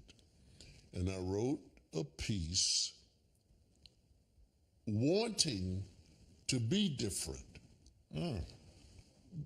I picked the subject of pulling my tooth. And I went back and forth to the mirror and I wrote this composition, turned it in, and as an underachiever who never turned papers in or anything, when the professor turned the papers back to the class, I did not get my paper. And in a way, it was sort of like, well, yeah, I'm kind of used to that, you know, because I've lied so much about it. You know, you must have lost my paper. So I just kept thinking, well, maybe it really happened this time. But he kept my paper and he read it to the class. Oh. And I felt good. I was surprised, but it still didn't, it didn't push me to show business. So all of this came out of that one professor giving you confidence once you wrote that paper to read it out loud? Two of them. Two of them. The first paper and then the second paper. So now I don't have the courage to be a performer because I don't know how to get into show business. I am funny, but the people who are telling me I'm funny live in Philadelphia. They live in my neighborhood. None of them are in show business. So they're saying, you know, you're really funny. You need to go in the show business. Right. Walk right to New York, go up to Ed Sullivan's office and say, I want to be on the show. Ed Ford said that I should be on your show. Right. So I took the material, had a manila binder, and I went down to a place called Columbo's, and they had a singer and a comedian. So the singer and the comedian, and I showed my stuff to the comedian. And I showed my stuff to 3 different comedians, and I was discouraged each time. But they all said the same thing. They read the material, and then they said, this is not funny. And then I said, no, let me show you how to do it. And then I did it for them, and then they said, it's still not funny. So I have this job bartending. Now, tending bar, I am telling somebody else's jokes. I'm doing Lenny Bruce's White Collar Drunk. I'm doing Lenny Bruce's part of the Palladium. I'm doing some of the 2,000-year-old man. Mel Brooks and Carl Reiner. Mm-hmm. And by the way, that record freed me up. And listening to Jonathan Winters, I did not do Jonathan Winters, but it freed me up, the Carl Reiner 2,000-year-old, freed me up that you didn't have to do joke, joke, joke. I'll never forget the day I was born.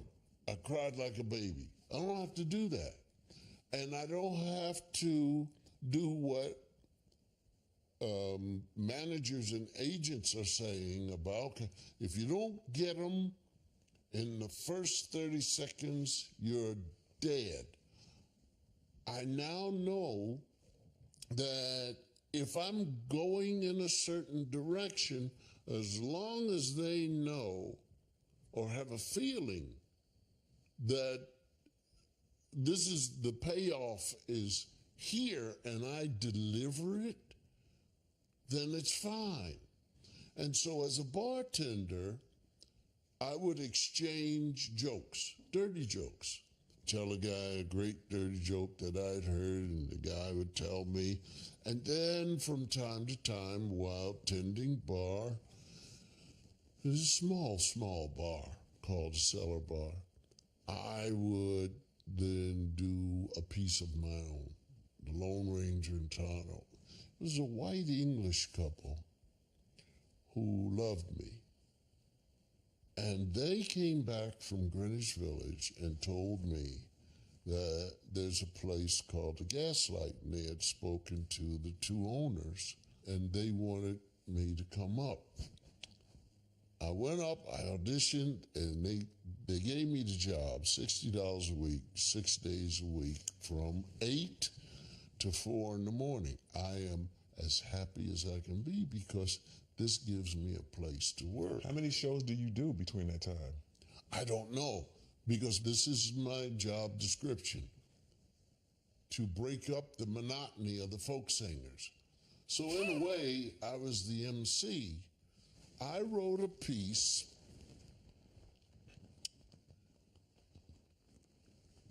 called, I think it was like Christopher Columbus or something.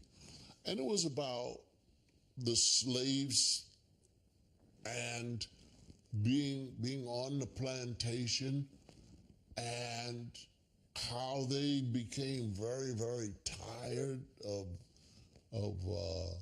people stealing their songs. And so one slave, he says, I'm not taking this, I'm going to town. I'm going to tell that Stephen Foster he's stealing our songs. He's not giving us credit. And all the slaves said, don't do it. And he went down And he said, listen, Stephen Foster, I'm telling you now, you're stealing our music. You're stealing it. And they strung him up so fast. And that was the end of the routine. So from what I'm understanding, the racial things I'm doing are story things. They're not the funny things of get in the back of the bus, ha, ha, ha. The racial things I'm doing at that time have to do with being on the Quantico Marine track team and the bus stops, and nobody's really cognitive about the fact that there are 3 black or 4 black men on the track team. So they stop in Virginia, and all of a sudden the people say, no, you have to stay here. You can't go. And so they send us around back. This is a routine, which is the truth. But around the back, what they don't know is that there are black people working back there. And these people say, what are you all doing? Say, well, they sent us back here, and man, we got hamburgers with this thick, the sandwiches and the fries, and our food came from the back. These black people were giving us this stuff, and we got on the bus because we're not allowed to eat in the restaurant. We got special milkshakes, man. We got fries, and the guys who had eaten little cheeseburgers, you know, and these are athletes. Get you, where'd you get this food? Sir? Oh man, you know, racism is horrible. So some of these things, I remember I wrote this piece, I'm just now remembering, and it went like this. You gotta remember, this is like 90 people, they're all college people and stuff. It's 1962. And I said, there's a lot of stereotyping going on. There's nothing funny yet. You see what I mean? I said, yeah, people will say that Negroes, that's what we were in those days, Negroes, before the New York Times defined us again, he said, Negroes love watermelon. And I said, all of a sudden, you know, like, this is funny to white people that we eat watermelon and we love watermelon. I said, I'm going to tell you what it has done to me. I love watermelon. It tastes great. Sweet, cold, juicy watermelon. And if you don't give me something to spit the seeds out, I may swallow them or I may spit them out. It doesn't make any difference. But I love watermelon. But the stereotype has me so uncomfortable that I take my watermelon, I slice it, and I go in the closet. And I eat it in the dark in the closet. And that was the routine. So that's the kind of work I was doing back then, mixed with the writing of Noah, mixed with finding out how to make something funny in particular. It is interesting, and it is still the same way I work. Let me ask you a question. Let's talk about a chunk that you did on the show. The fencing routine that you talk about when you're eating the cookies. How do you craft a chunk? How do you craft it? You know, do you consciously look and say, okay, I'm gonna order the cookies, and then I'm gonna get the cookies, I'm gonna put 2 in my mouth. Do you think through the chunks and the rhythm? as you craft the chunk? Yes. You think through every like you. Robert, I'm a storyteller. The idea is funny that husband and wife compete after a while, and did you do this? Did you not? Wives already know you, so like a great lawyer, they already know the story. Husbands already know the wife, and they already know when she is ready to accuse. And he also knows what most guilty people know. Well, not most, but what all guilty people know. They know more than the person asking the question. And that makes them stumble while they're lying because they're busy getting rid of. So this competitive thing, mixed in all of it, once again, is to touch the human beings, make them identify, and, Robert, at the same time, those who don't have the experience, to draw them in so that they will laugh as well.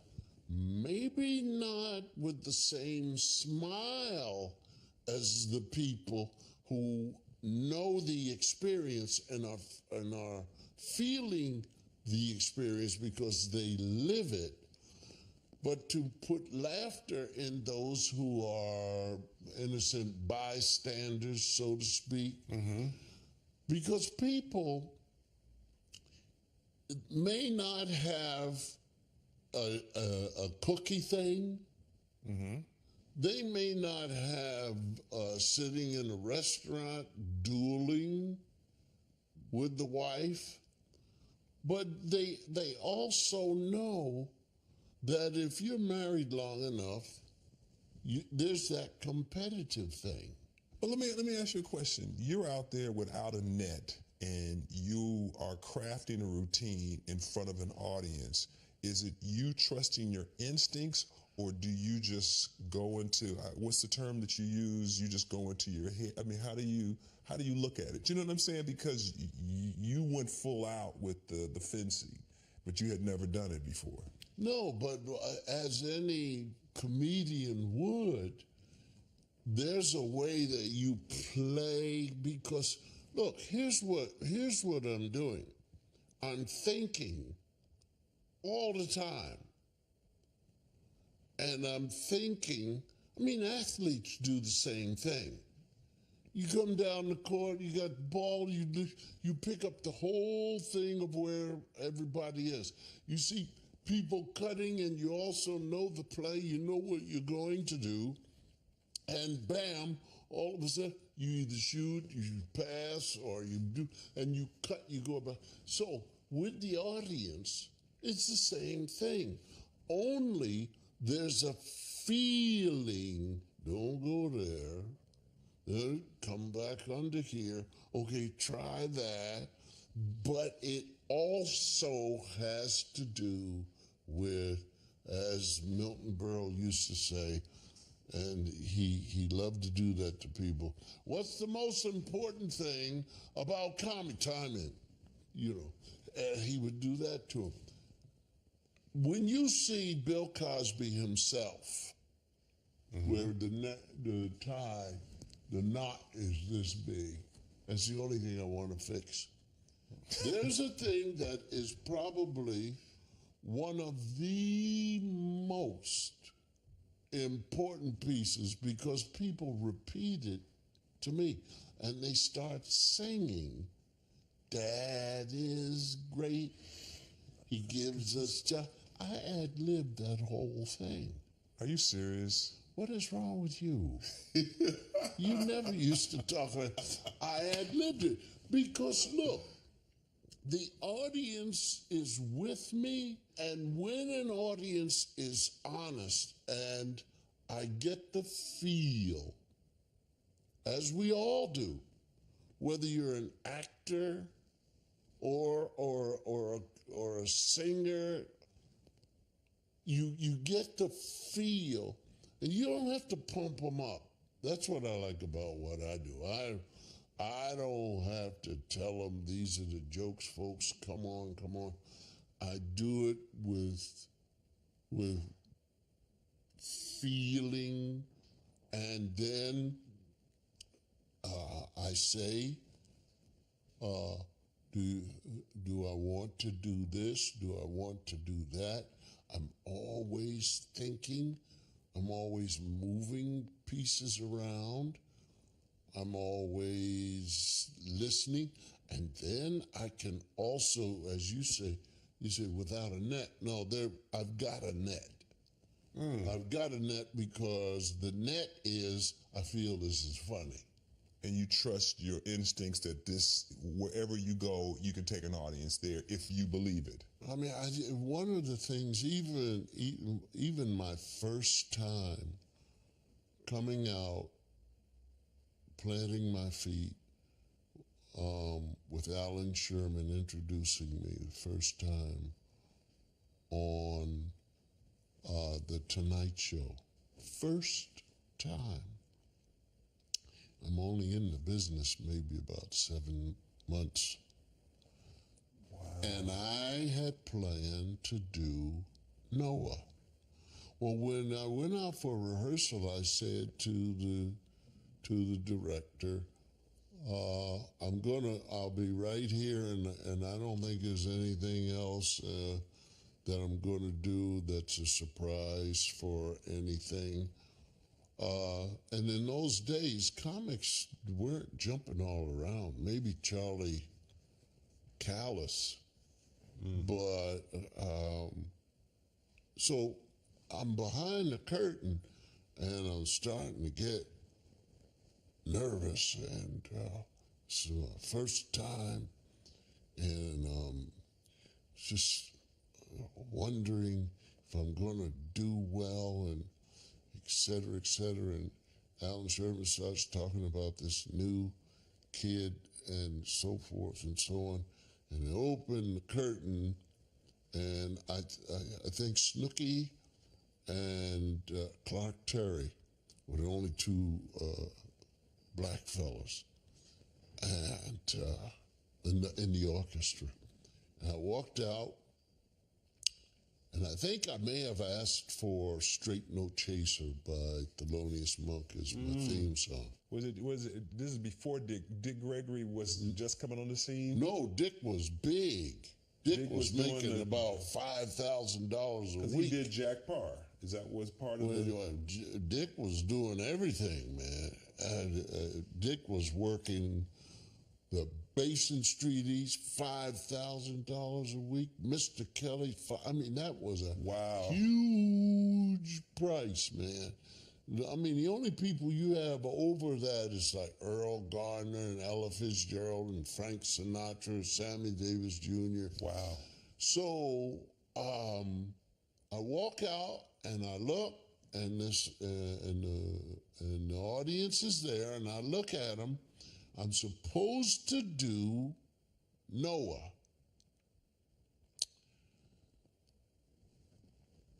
And I said, I want to talk to you about karate.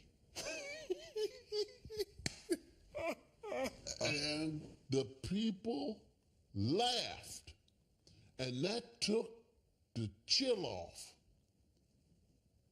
I don't know to this day why the change unless I didn't want to take a chance on something like Noah, which has energy and stuff, you know, sawing and looking up at God, but there's a lot of time between God and, there's a lot of space.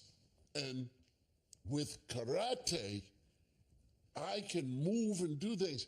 But what happened, I think, after examining this thing for some 50 years, is that these people are 97% white. They've not seen Negro comedians talk about much of anything except to the back of the bus, to the where you going, racial things, and they expected, I think, You to go to that same well. right.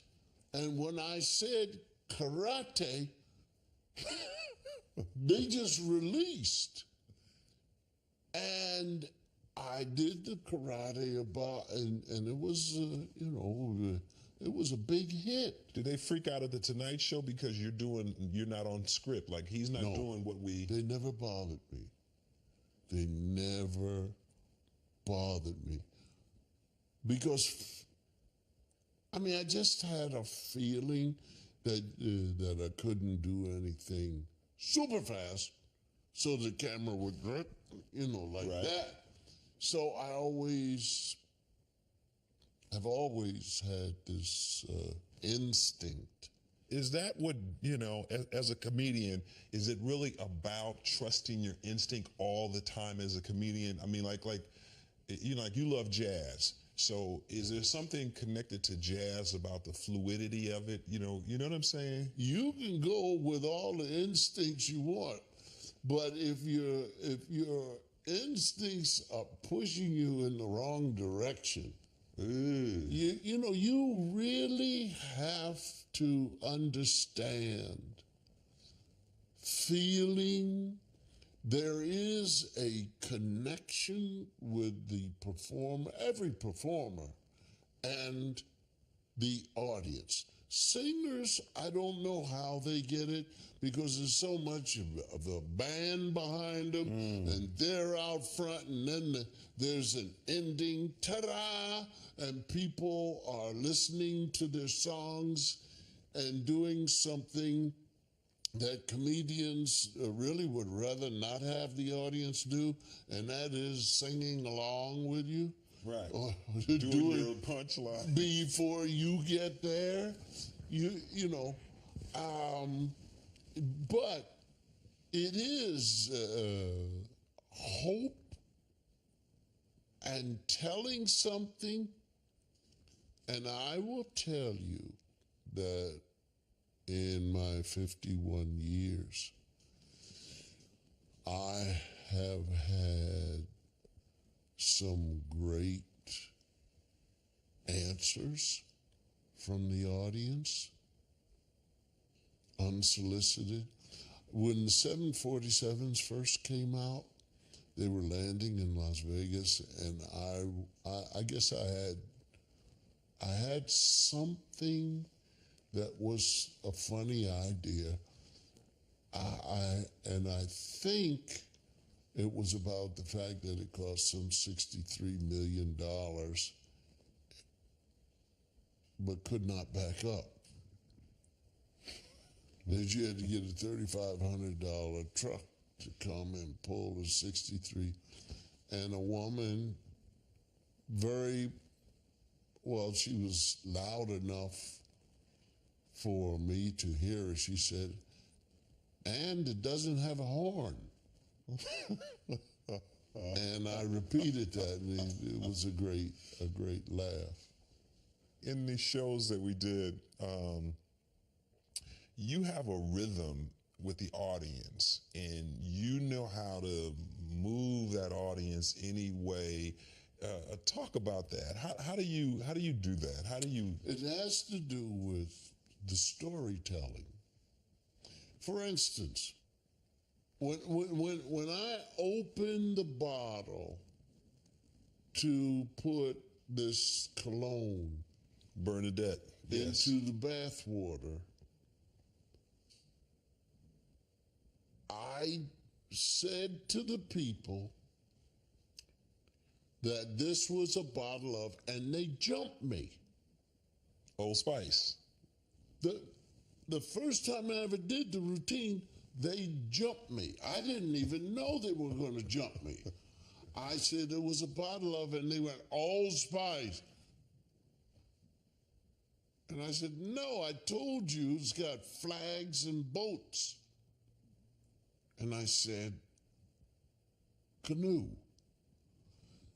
Well, after that, I left that space in. So you knew the rhythm. You said, oh, there's always going to be this rhythm there. They're always going to respond with Old Spice. And they have. Every time. This guy, so I pulled it down, and it has flags and boats on it, and it's called, and he comes back. And I said, no, and you need to be quiet. Then, I am not responsible. I didn't know it was going to happen. But I know I'm going to pour all of the cologne into the water. I didn't know they were going to do that. You understand? Wow. And I did like that, and they went, whoa. Now I've got to go with what they're doing because I'm doing comedy. So you're always listening to the sound of the audience. You got to listen to where they're going, and you allow it to shape. It shapes the chunk? It shapes where you're going, yes. It shapes how long you can stay. For instance, how long can you stay pouring? Now, in that piece, I still have not settled. Still, after doing Bernadette for maybe 2 years, I still have not settled on how to really tell the joke about the burning.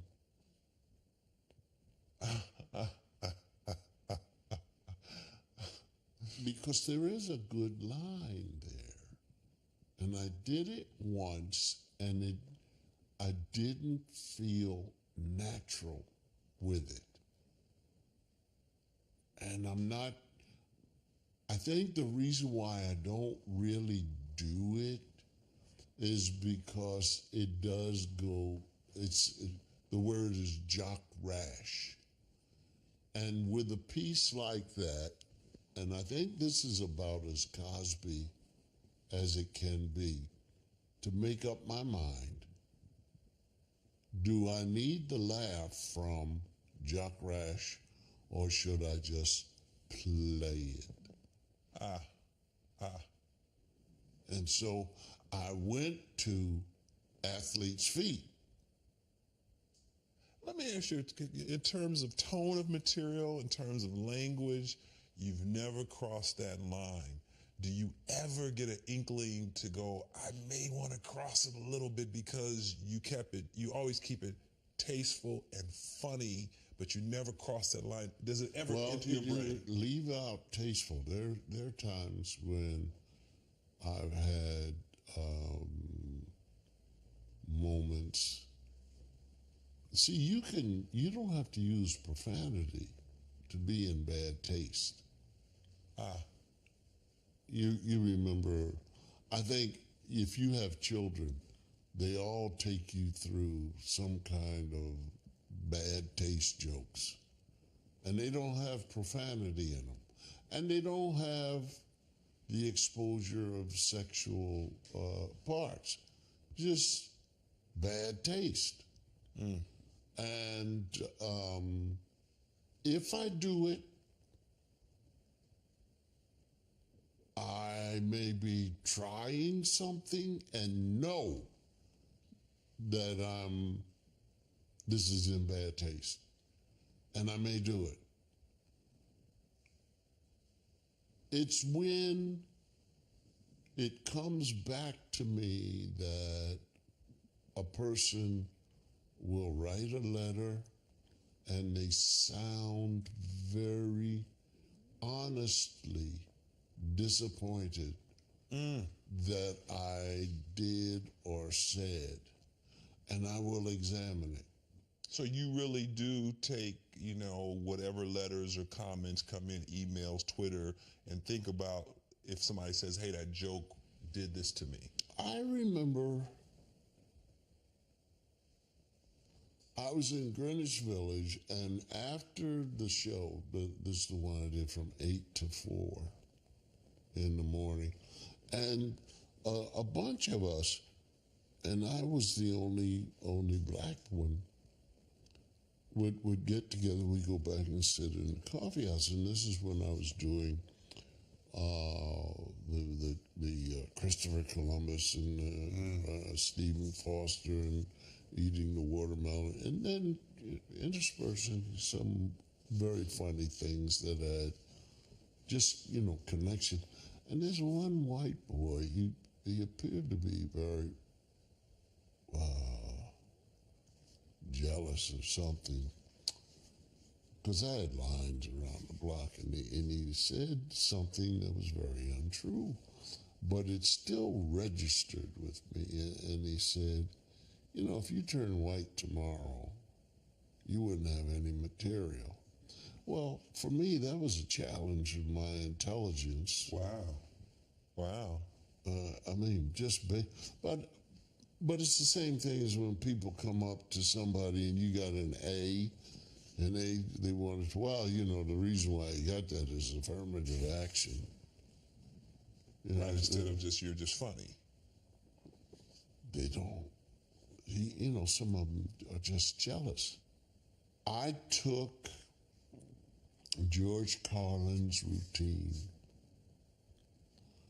George Carlin did a routine about Bart Starr doing a commercial, and he used Bart Starr's Southern accent. I loved it. I took that routine and I recorded it. I did not give George Carlin credit.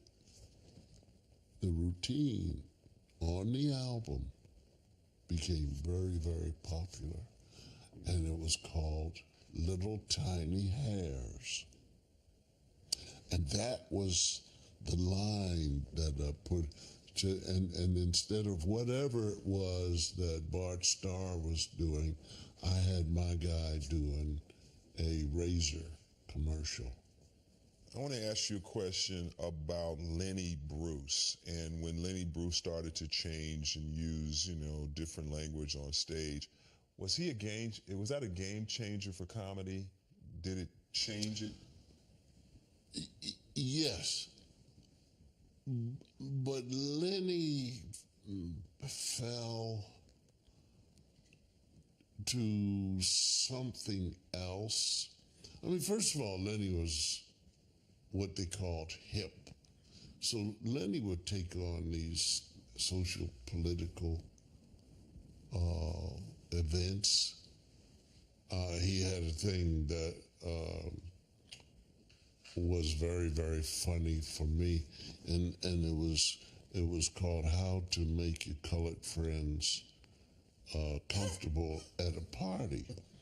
And it was, in fact, he would bring in this black fellow, and he would be, Lenny, of course, would be the white, half-drunk guy, and he'd say, guys, and the white guy would start to mention all these black or Negro performers, you know, to make the guy feel comfortable.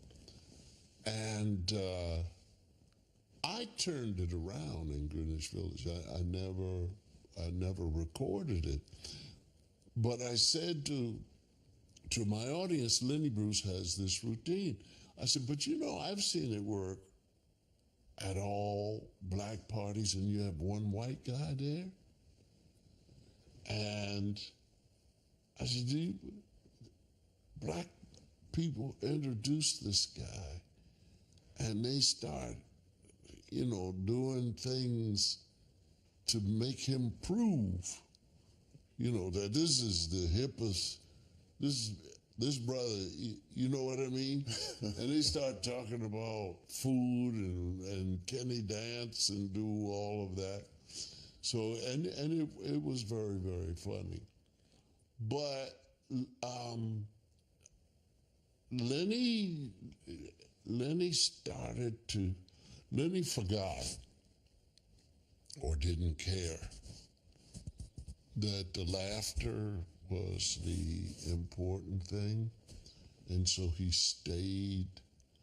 He started to read the papers and his trials. And people would come to see him. But I just thought in those days it was just horrible and stupid and egregious that people knew he was going to curse. So he's at the Village Vanguard and people are sitting there, and it was not even sold out, man. It's a pretty nice sized crowd. I'm in the back. And then he comes out and he says, and he says a 4-letter word. And 3 people stand up and make a demonstration. I've never heard such a, and they walk out. Hey, man, you knew the man was going to use that.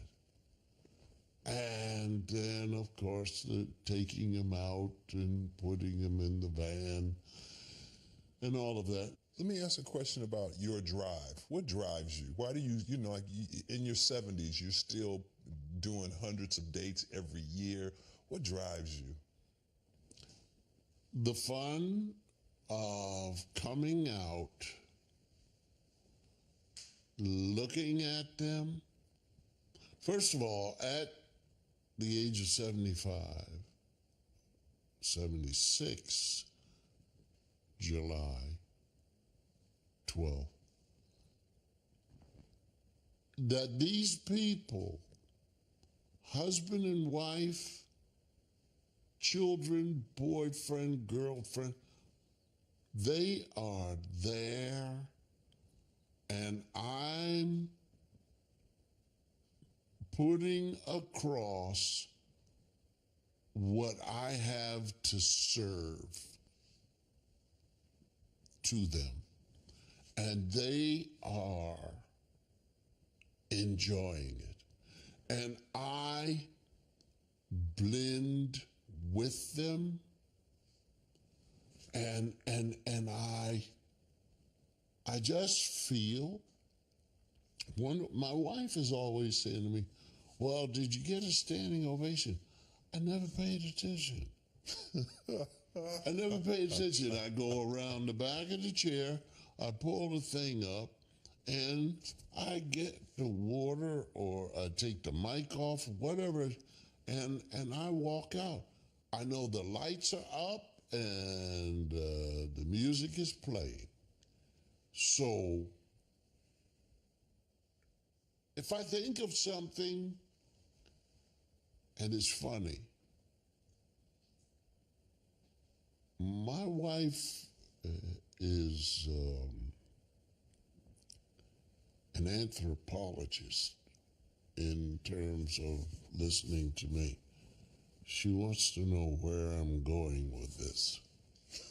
So it's not much fun trying to do that. So let me ask a question. This comedy special, I looked in the audience, as the director of the show, and I see a cross-section of people, white, black, Asian, you name it, young, old, Let me thank you, first of all, because of what you said. I want to thank you because you said a cross-section, and you never mentioned the green people. Did you ever notice that when people talk to you, say, I don't care if you're red, black, green, or just wait. Now, who are these yo-ho-ho, green, no. So I just want to thank you for that.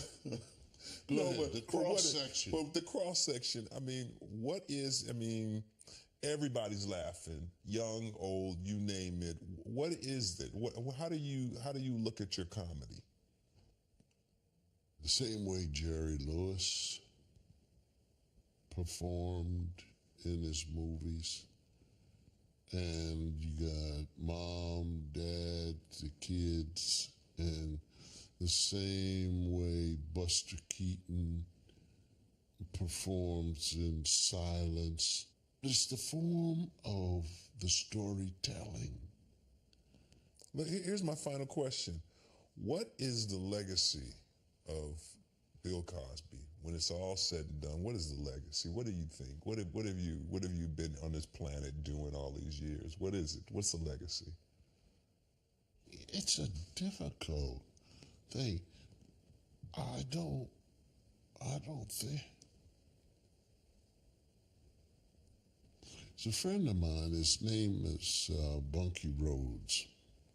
Bunky's 84 years old. We played basketball together. And we're having dinner. My house, his wife is sitting next to him. Bunky's sitting here. And his daughter and son-in-law, and I'm there. And Bunky, his birthday, 84th birthday is coming, and he's like this.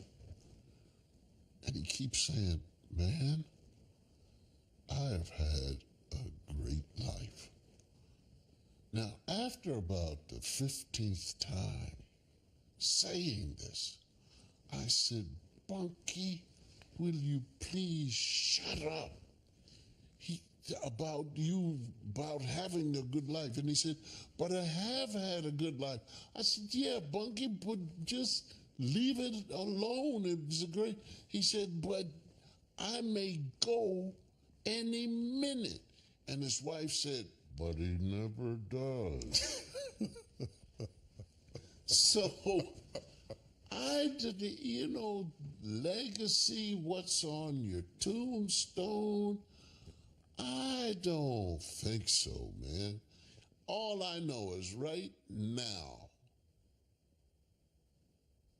the name on the marquee, the name on the newspaper, wherever, the blog, Bill Cosby, and it's 7-something, 8-something. It's okay. Here we go. Come out the hallway. I do not delay. The guy will come back and say, we need to hold for traffic and stuff like that. Okay, man, but let's go. And I walk out. There's not even a rush. I walk out and I look at them and I hear them and I reach down and I pick up the mic, I put it over the ear, put the thing in the pocket, and I sit down, and I have, from that point, I have no idea what I'm going to say. And the guy said to me one time, he said, well, do you have a plan? I said, yes, my plan is I don't have a plan. But I do know that I'm not going to say something if it isn't feeling funny here first. Now, the other thing, see, I don't practice. I don't go to the Yabba Yabba Club. Sure, Bill Cosby's coming to Yabba Yabba Club. You know, comedians were asking me that because they knew I was directing. They were like, well, where does he work on his material? Where does right? So how do you? Well, if you go back to where I started, was in the bar. So talking to people in the bar. I've already got stuff that's funny, and I'm listening. So now I moved from the bar to Greenwich Village, and I'm breaking up the monotony of the folk singers.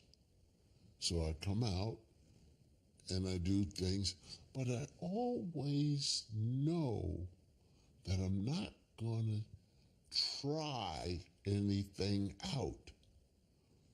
If it's funny to me, I'm going to give it to you. Wow. Now, there is something for your comedians. When ad-libbing, when you have a great or a number of great ad-libs, and I would say on a great night, I don't care who you are, Robin Williams or what, the most in 1 hour would be maybe 12% is ad-libbing. Okay. When ad-libbing, when you come off stage and you remember that you let go with 1, 2, 3, maybe even a whole like paragraph, don't send that part out again without the support of how it got to be that ad-lib. Because so many times, man, in experimenting, I would come out, ad-lib something, say, okay, man, and I didn't know, and I would come out and then be talking and here, there, and bouncing all off, and then I would say the thing that was, and it was nothing there. And so that's when, going back up to the room, I then understood you can't bring an ad-lib out without the support of what came before it. So it's feeling the energy of the audience, then you kind of dissect it because you're kind of a student of comedy. So you're looking at it from all sides. But all of the comedians who care, whether male or female, the ones who really care know that it's from the mind down to these fingertips. And from that point, it's your style.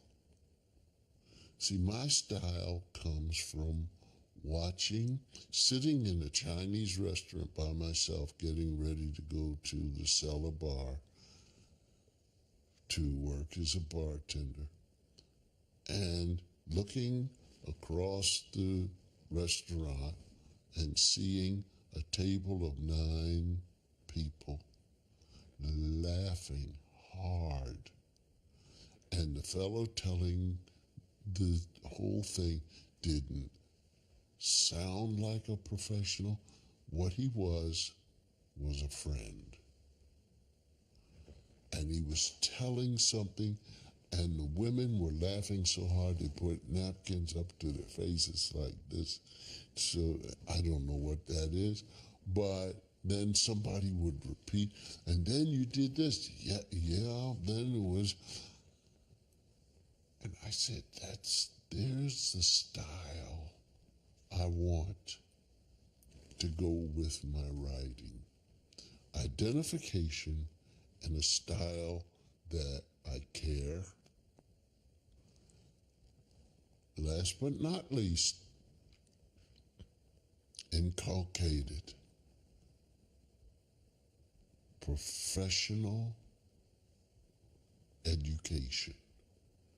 Always keep it there. Education, education. Final question. You said I know it's been a few final questions. Here's the last one. What advice would you have for young comedians? You know, because like at the show, the Comedy and Magic Club brought out 20, 30 comedians to sit 3 rows in to watch you perform. What is your advice to this next generation of comedians? What would you say to them in terms of, success and longevity? Do your best to feel funny. And do your best to bail out when you feel not funny. If you don't feel funny, don't say it. If you feel funny, say it. And remember, if you can, the patrons have come to see you. You have the power to have them feel good, and that's what comedy is about. Don't be afraid of smiles. That's a wonderful piece of information, because an awful lot of the new comics, and I did the same thing, go out, man, to destroy.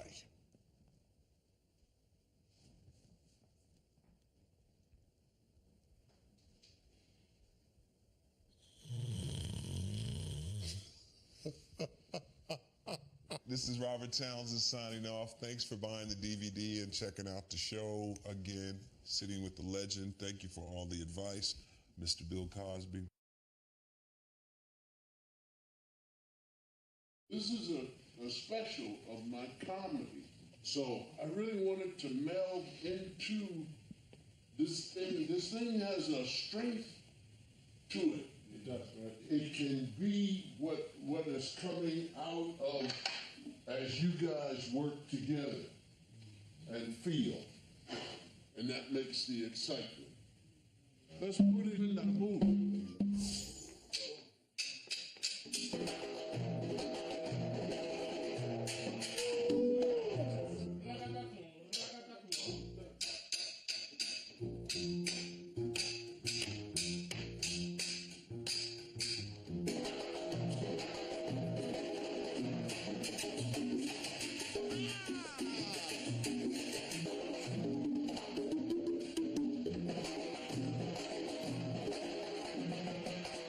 That's exactly what I'm looking for. Just leave them on the cowbell. Let me hear you doing something with the shakers. See what happens with the shakers instead of the cowbell. Is there another musician around? Maybe can do the cowbell that I don't have to pay?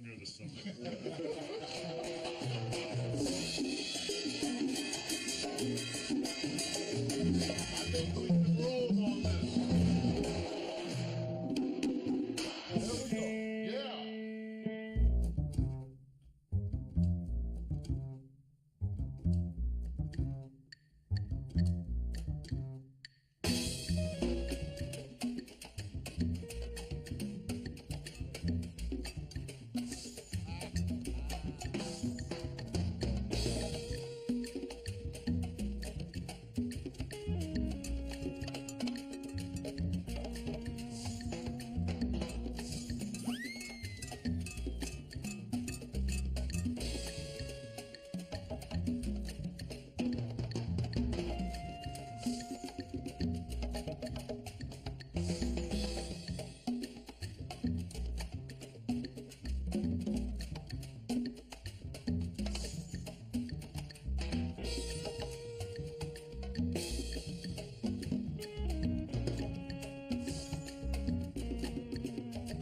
Okay, stop. Okay, that was terrible. No, that was fantastic, man.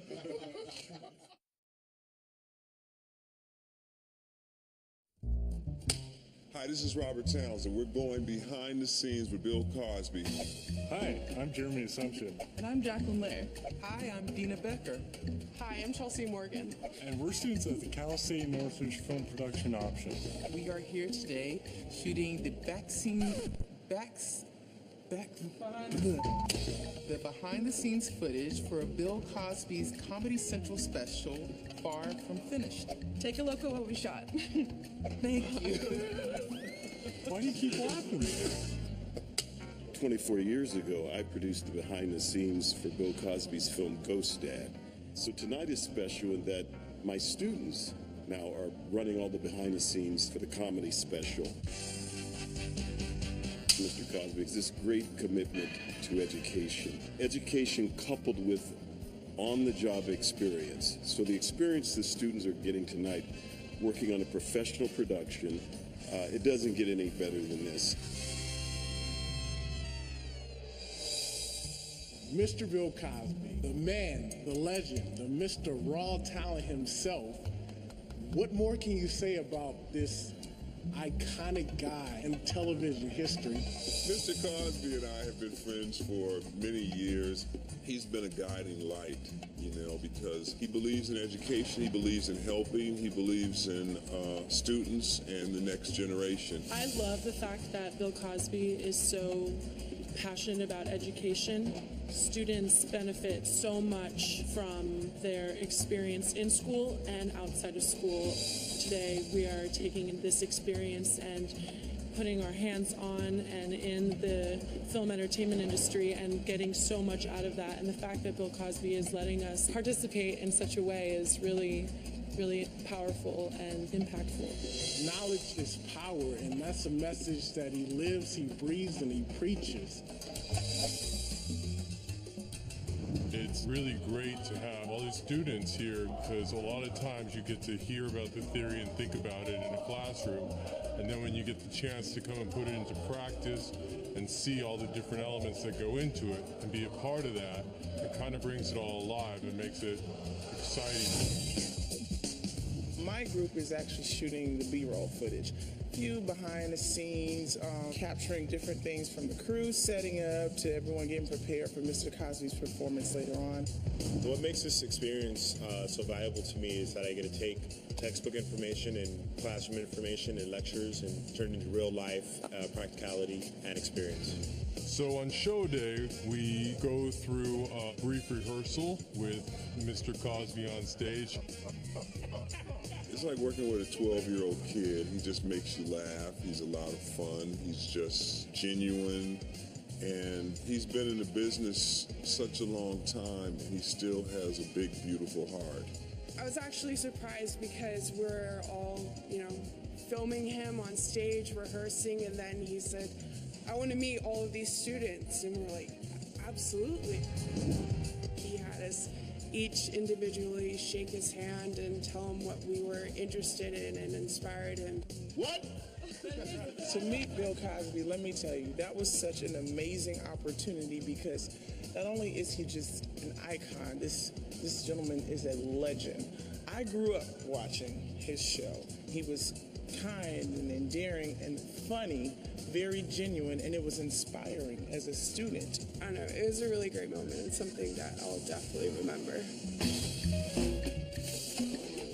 See, I'm a people person. I like talking to people, so it just fits well what I'm doing today.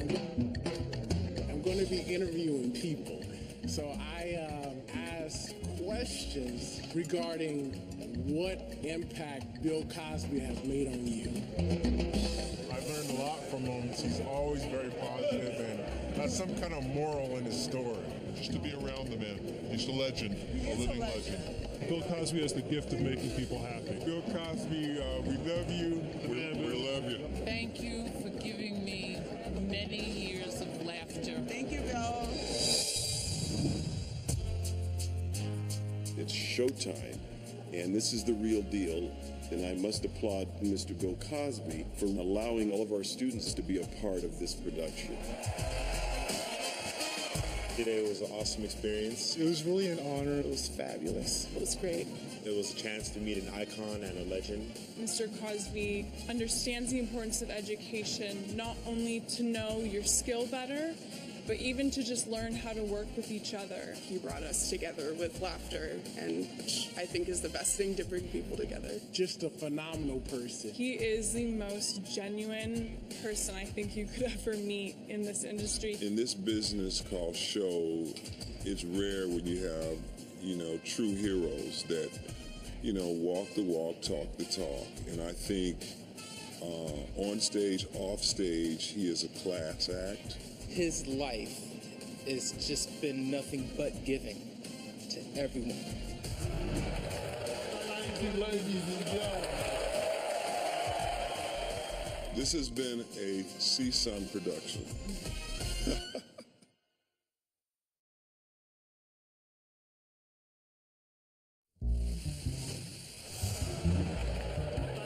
Ladies and gentlemen.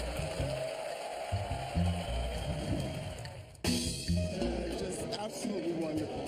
Phenomenal. He's funny and he's cool. It was amazing.